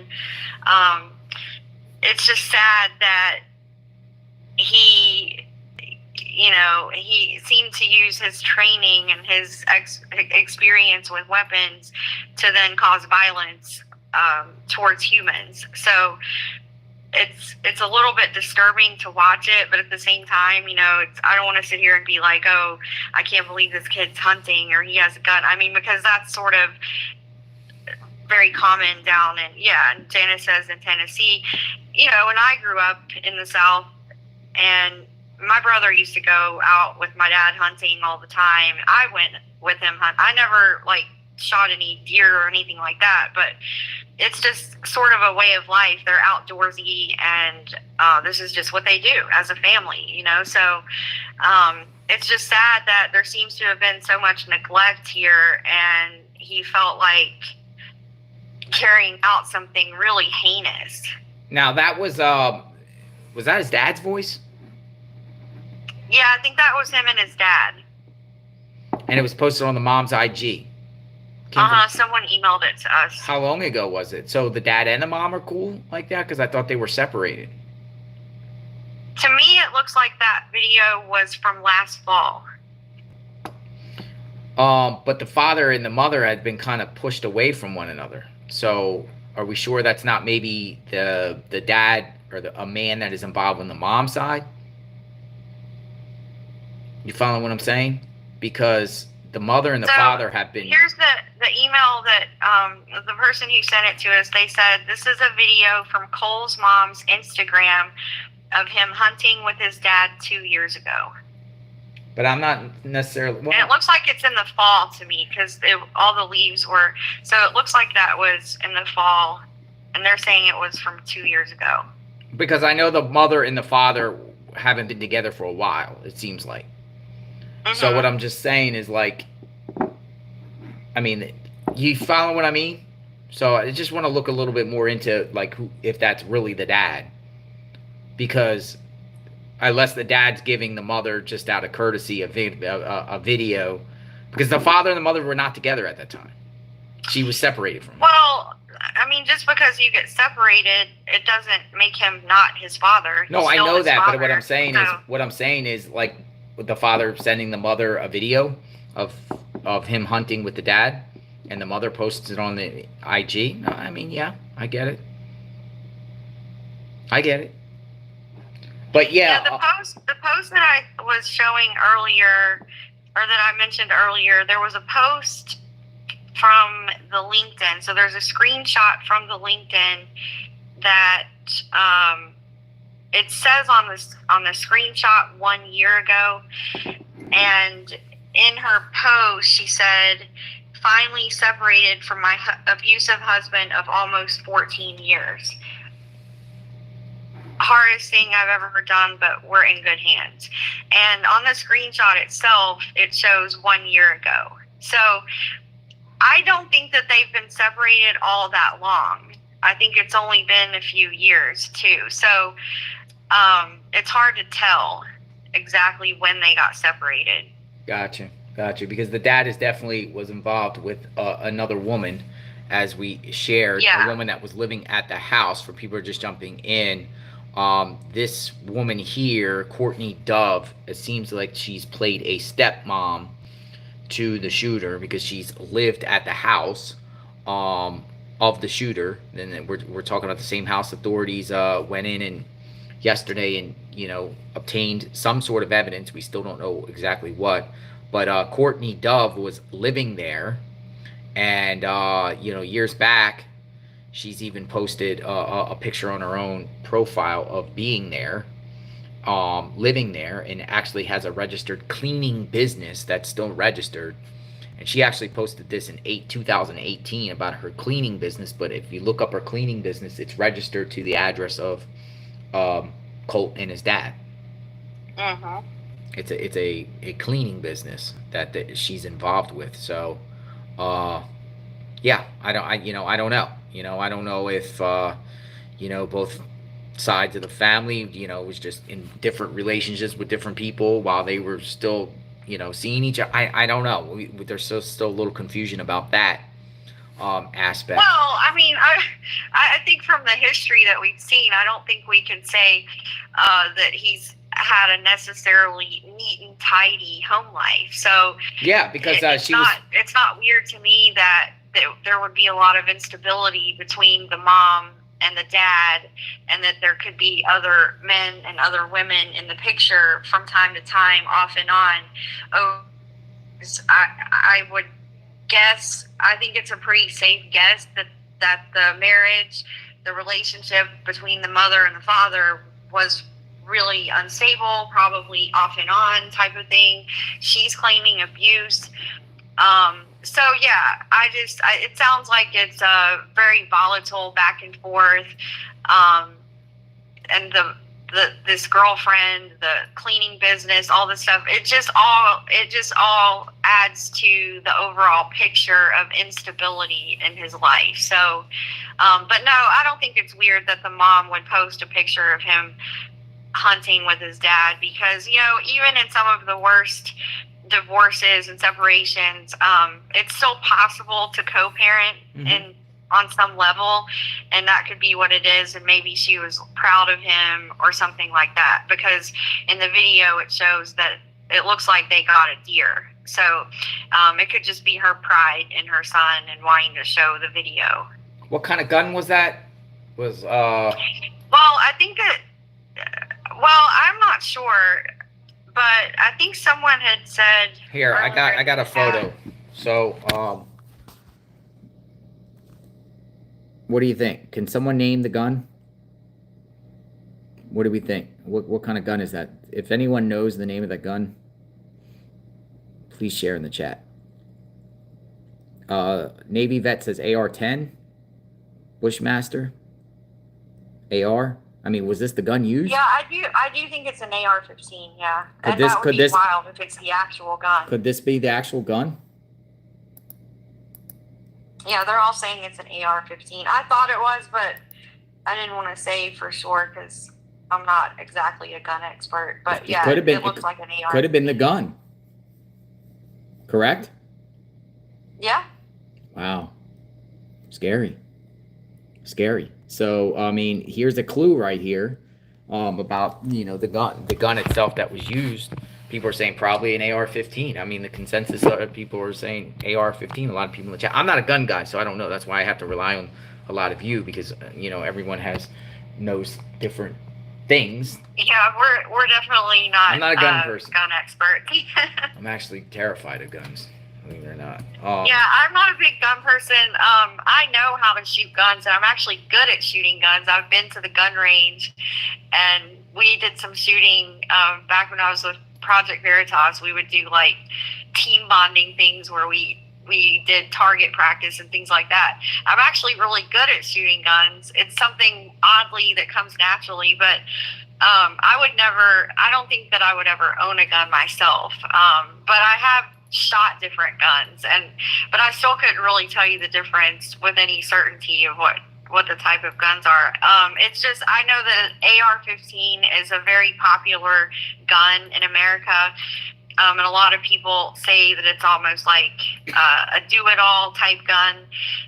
It's like a versatile weapon that people seem to really like, so it's very popular. So how did he get the gun to the school? And where did he stash it? Locker? Bathroom? Well, Ceiling? someone said earlier maybe actually in the music room. Inside the music case, just in the music room, kind of like hidden in plain sight. Mm-hmm. So takes a pass, leaves out the school classroom and goes down to the music room, gets the gun, or goes wherever, gets the gun, comes back. But the thing about it is, yeah, I mean, the thing about it is, here's what's even more crazy was his intent to do actual damage to the classroom where he was algebra, right? It was algebra class, right? Yeah. He was in algebra. Was his intent because he didn't fire off any shots until he at least tried to get into this classroom first. So students are saying that he was trying to get in the classroom and they saw something and they didn't let him in. Then the shot started. Wasn't like he was shooting and then he tried to get into the classroom. That's the way I heard it, unless you guys heard it differently. So was he going to bring the gun back and shoot his classroom? Yeah, that's exactly what his plan was. That's what they said, that he came to that specific room that he had just got up from, and he was wanting to get into that room with the gun, and they wouldn't let him in. So now, if they have a policy at that school that the classroom doors remain locked during class, then, you know, there's going to be a lot of questions about how was the other door open that he could then go into, which seems to have been the special ed classroom. Wait a second though. What about if he would have got in that classroom? Then everyone would have locked, and no one from the outside would have been able to get in. Correct? If he would have got into that classroom with the gun and started shooting everyone in the classroom, I don't know how many people were in the classroom, 20, 30? Mm-hmm. Those people would have been trapped. They'd been sitting ducks because someone on the outside wouldn't have been able to get in if there was locks. Yeah. Well, yeah, that I don't know, because, you know, these policies of the school shooting policies and different things like that, these things did not exist when we were in school, you know, so I kind of have to listen to what people in the chat are saying as far as their experience with their kids, and then all the different schools have different policies too. So I'm curious to know, was that a policy in the school that these doors remain locked? And then, like you said, if something goes wrong, you know, what if he had gotten into that room and shut the door? Are they all just sitting ducks and that's it? I mean, at that point, you're just going to have to overpower them at that point, you know? Like, you just risk yourself and overpower. Otherwise, you jump out the window? Like, what would you do at that point? I mean, especially if you got a gun like that, everyone's just, I mean, the classrooms are just, they're not that big. Like, no one really has a chance, I don't think, at that point. Because people on the outside are pounding in, and people on the outside are not even going to go in there anyway, unless you're an officer with a gun. Yeah, or one of the resource officers who might have a key to the door or something like that. Sabra in the chat said maybe someone was exiting the special ed room and the door was open and he used that as an opportunity to go in. Now, that could very well be. It could have been another student coming out to go to the bathroom, but or he fired a gun first and somebody panicked and other people ran out of the classrooms, other classrooms. Yeah. But then there's the question that the mom raised of, first of all, why was he allowed to just roam the halls? Well, that policy is going to have to change. I thought when you get passes to like go to the bathroom or whatever like that. I remember when I was in school, I think it was like a 10-minute pass or something. Like, I remember when I was in school, it was like a pass. If you have to go to the bathroom, you got to get a pass, like a little, like a pass. So I know there's like guards around or not guards, but security or whatever like that. And if you're roaming the halls, you got to show your pass where you're supposed to be. So in order to leave the class, you got to have like a pass. But a lot of times, I remember it was like 10 minutes. You get 10 minutes to go to the bathroom. So it's not like you get a blank check to just say, I want to go to the bathroom and just sit in the bathroom all day. You got like 10 minutes. Yeah, so it sounds like that he had gotten up to, maybe he said he was going to the bathroom and then he never came back, and so that's what prompted the female teacher to go looking for him. But well, that yeah, policy's definitely going to change. I can tell by, yeah, I mean, you can already tell though last night with that press conference, and I didn't realize it until we watched it, that an actual parent from the school asked a question out there. So yeah, but that just kind of gives you an indication of what these parents are thinking right now. Yeah, no disrespect to the parents, but a lot of times this stuff, conflicting information comes through and people just run with it. For instance, we were sharing yesterday during this thing where parents were texting one another. We were showing screenshots or reading screenshots that were circulating where people were assuming the shooter was a female. Oh, right. You know, at the time, and you know that's where you get the first-hand accounts, and you're like, whoa, the shooter's a female, and it ended up being a guy. Yeah. You know, and these are so it's just, you know, I don't know. I think this mother, I think that she's on the right path here, because what she's saying about him being allowed to just roam around the halls and all this stuff, it kind of corroborates what the classmate said, in that, you know, sometimes he just skipped class. He just didn't come to class, you know. So why is that? Why is he coming to school and then seemingly just like wandering around at will, to the point he's able to go retrieve an AR-15 and come, you know? So I just have this overall impression that this school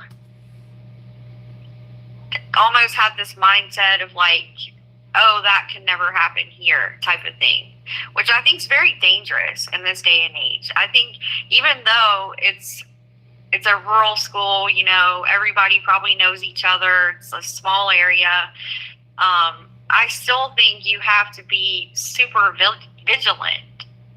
And I don't see that so far coming out of this case. You know, we can always be proven wrong, but it just seems to me overall there was a little bit of a lax attitude in a way.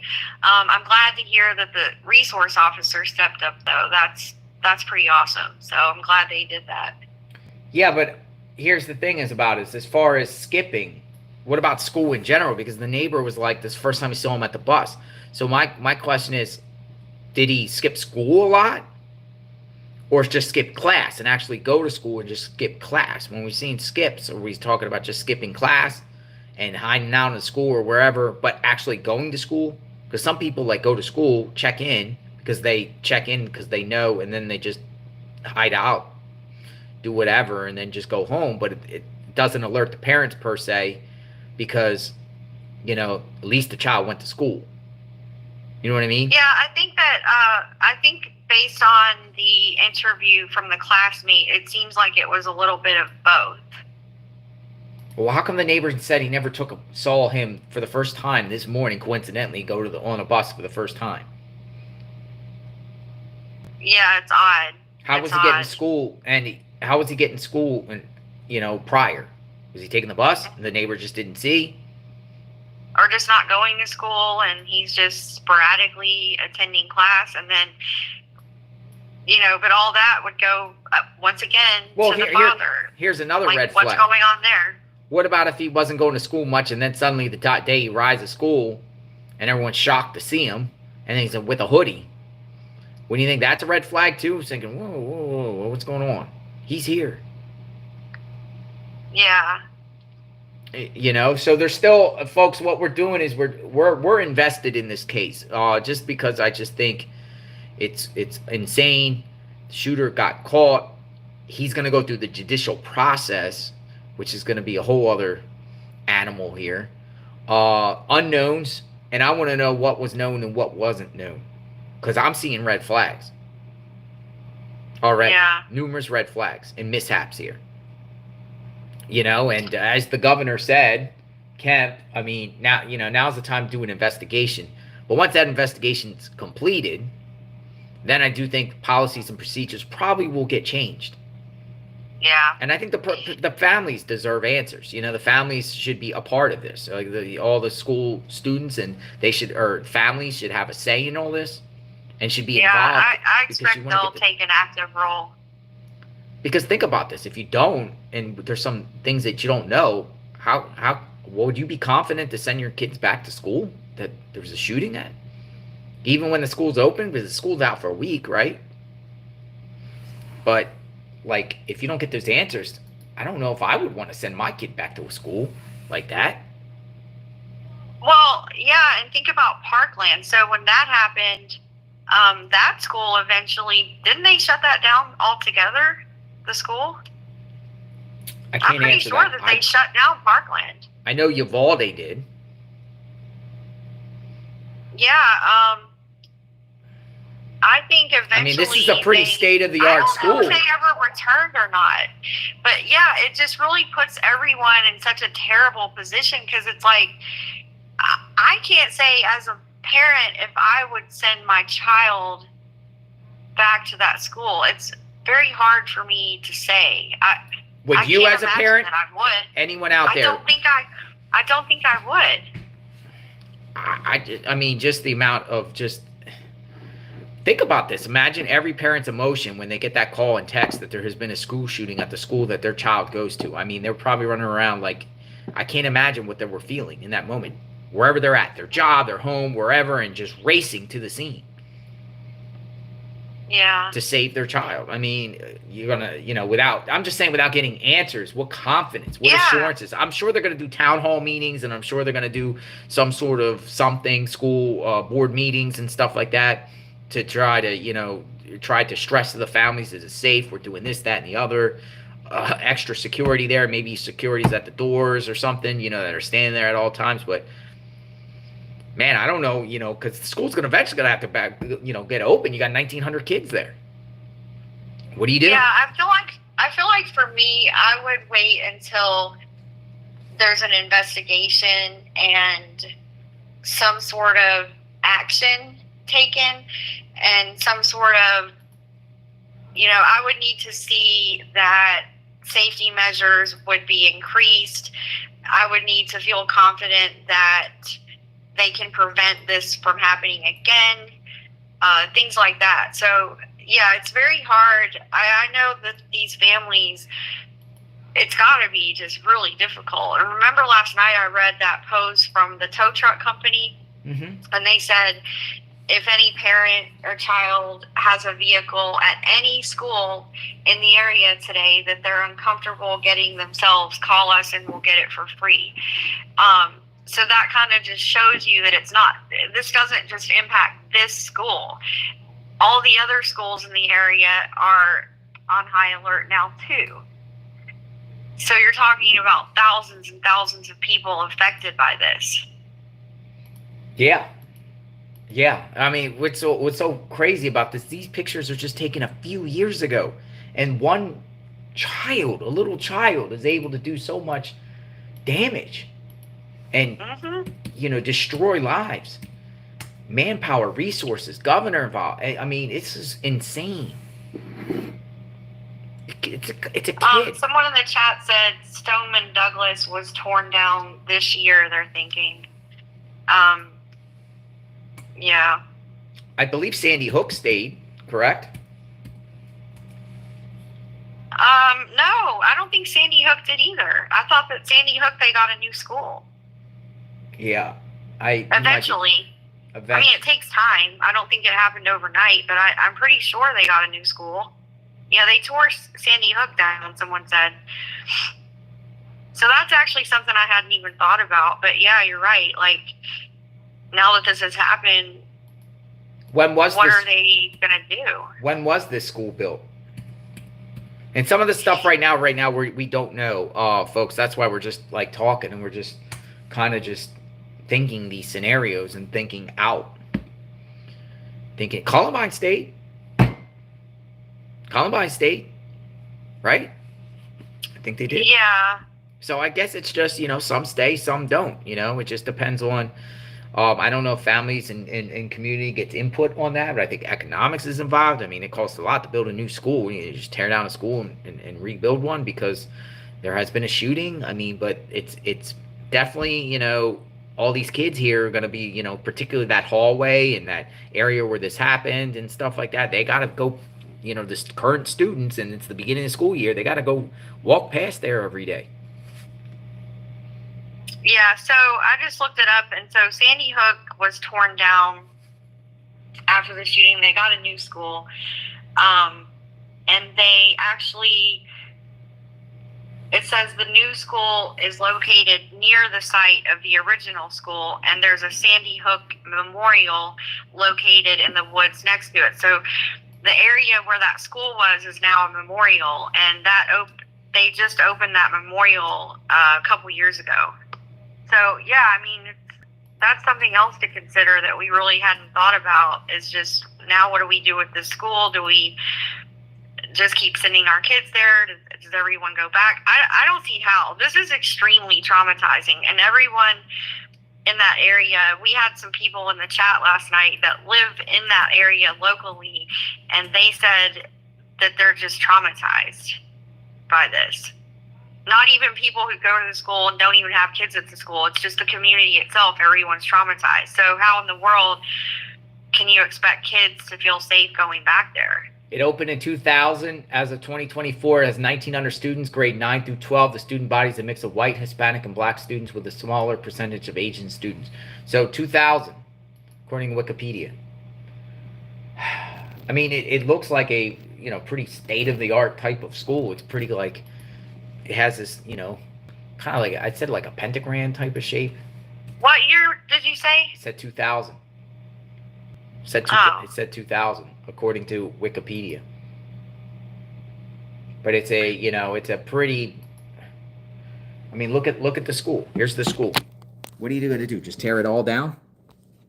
You going to tear the whole school down? Or do you keep it? Really yeah. It's pretty wild stuff. Now, have we seen if he has an actual court hearing? When does he's got to be in court. He got to be in court coming up. I'm looking and trying to find out when his court hearing is. Yeah, the sheriff or whoever that was last night at the press conference you showed, he just said that it would be soon. So we'll cover the court hearing, of course. And we'll see what happens with this, whether it's, I really think the dad's going to get charged. Yeah. I think if you don't charge the dad, then there's got to be a reason why you wouldn't charge him, and knowing this guy, getting access to guns. I mean, it seems like the gun would belong to his dad. As his dad, is his dad cooperating with the authorities? Is his dad, where's his dad at this time? One of the media clips that I just played said the dad said no comment. So is the dad home? What's going to happen here? But I would imagine he has an attorney, or he's speaking to an attorney. I wouldn't think it's advisable for him to do any public statements. So just basically a quietness until. Well, that's what would be best, but we've seen people that do the opposite of the right thing. So who knows what he'll do? But here's the home right here, folks. Just so you see, the authorities were there. This is a post. They were there. They were at the home. So it's not a big home. It's not a big home itself. Yeah, I mean, we don't know what was obtained there. We don't know if there was other weapons. Here's another determining factor. I mean, if authorities walk in and do a warrant and they see, you could just open up a, just basically open up a, I don't know, a closet or anything and pull a gun out, the father's in some big trouble. Mm-hmm. You know what I mean? Unless the guns are locked in a safe and there's lock and key, and that's what all that investigation will be able to determine that. That's, you go there, you get the evidence, you see how how these guns can get accessed, whether it's in a locked, secured safe, or maybe there was guns wide open all over the place, all over the floor. Yeah, that's what I picture. I don't believe his dad. When his dad said that he didn't have access to the weapons, I think that was a total lie. We see him walking around with the gun in the woods, so I think that was a complete lie. I don't think the guns were secured at all. And they said there were multiple guns that they removed yesterday during that search. Yeah. So what we'll do, folks, we're on 2 hours now. We'll continue to follow this case. Anything else breaks, we'll break it here on JLR Investigates, and we'll continue to speculate and mix it with facts and learn as we go. You know, we're on this case. You know, possibly me and Magnolia will go up there and attend a court hearing and figure out what's going on. I'm sure they'll do some sort of some sort of remembrance this weekend. I would assume in the next couple days, something, right? They had one last night, but I'm talking something probably big. And hopefully we get answers here. You know, will other people get in charge? Will family members speak? We want to know what happened here and, you know, the mishaps, what was good out of this, what's bad out of this, what's going to come.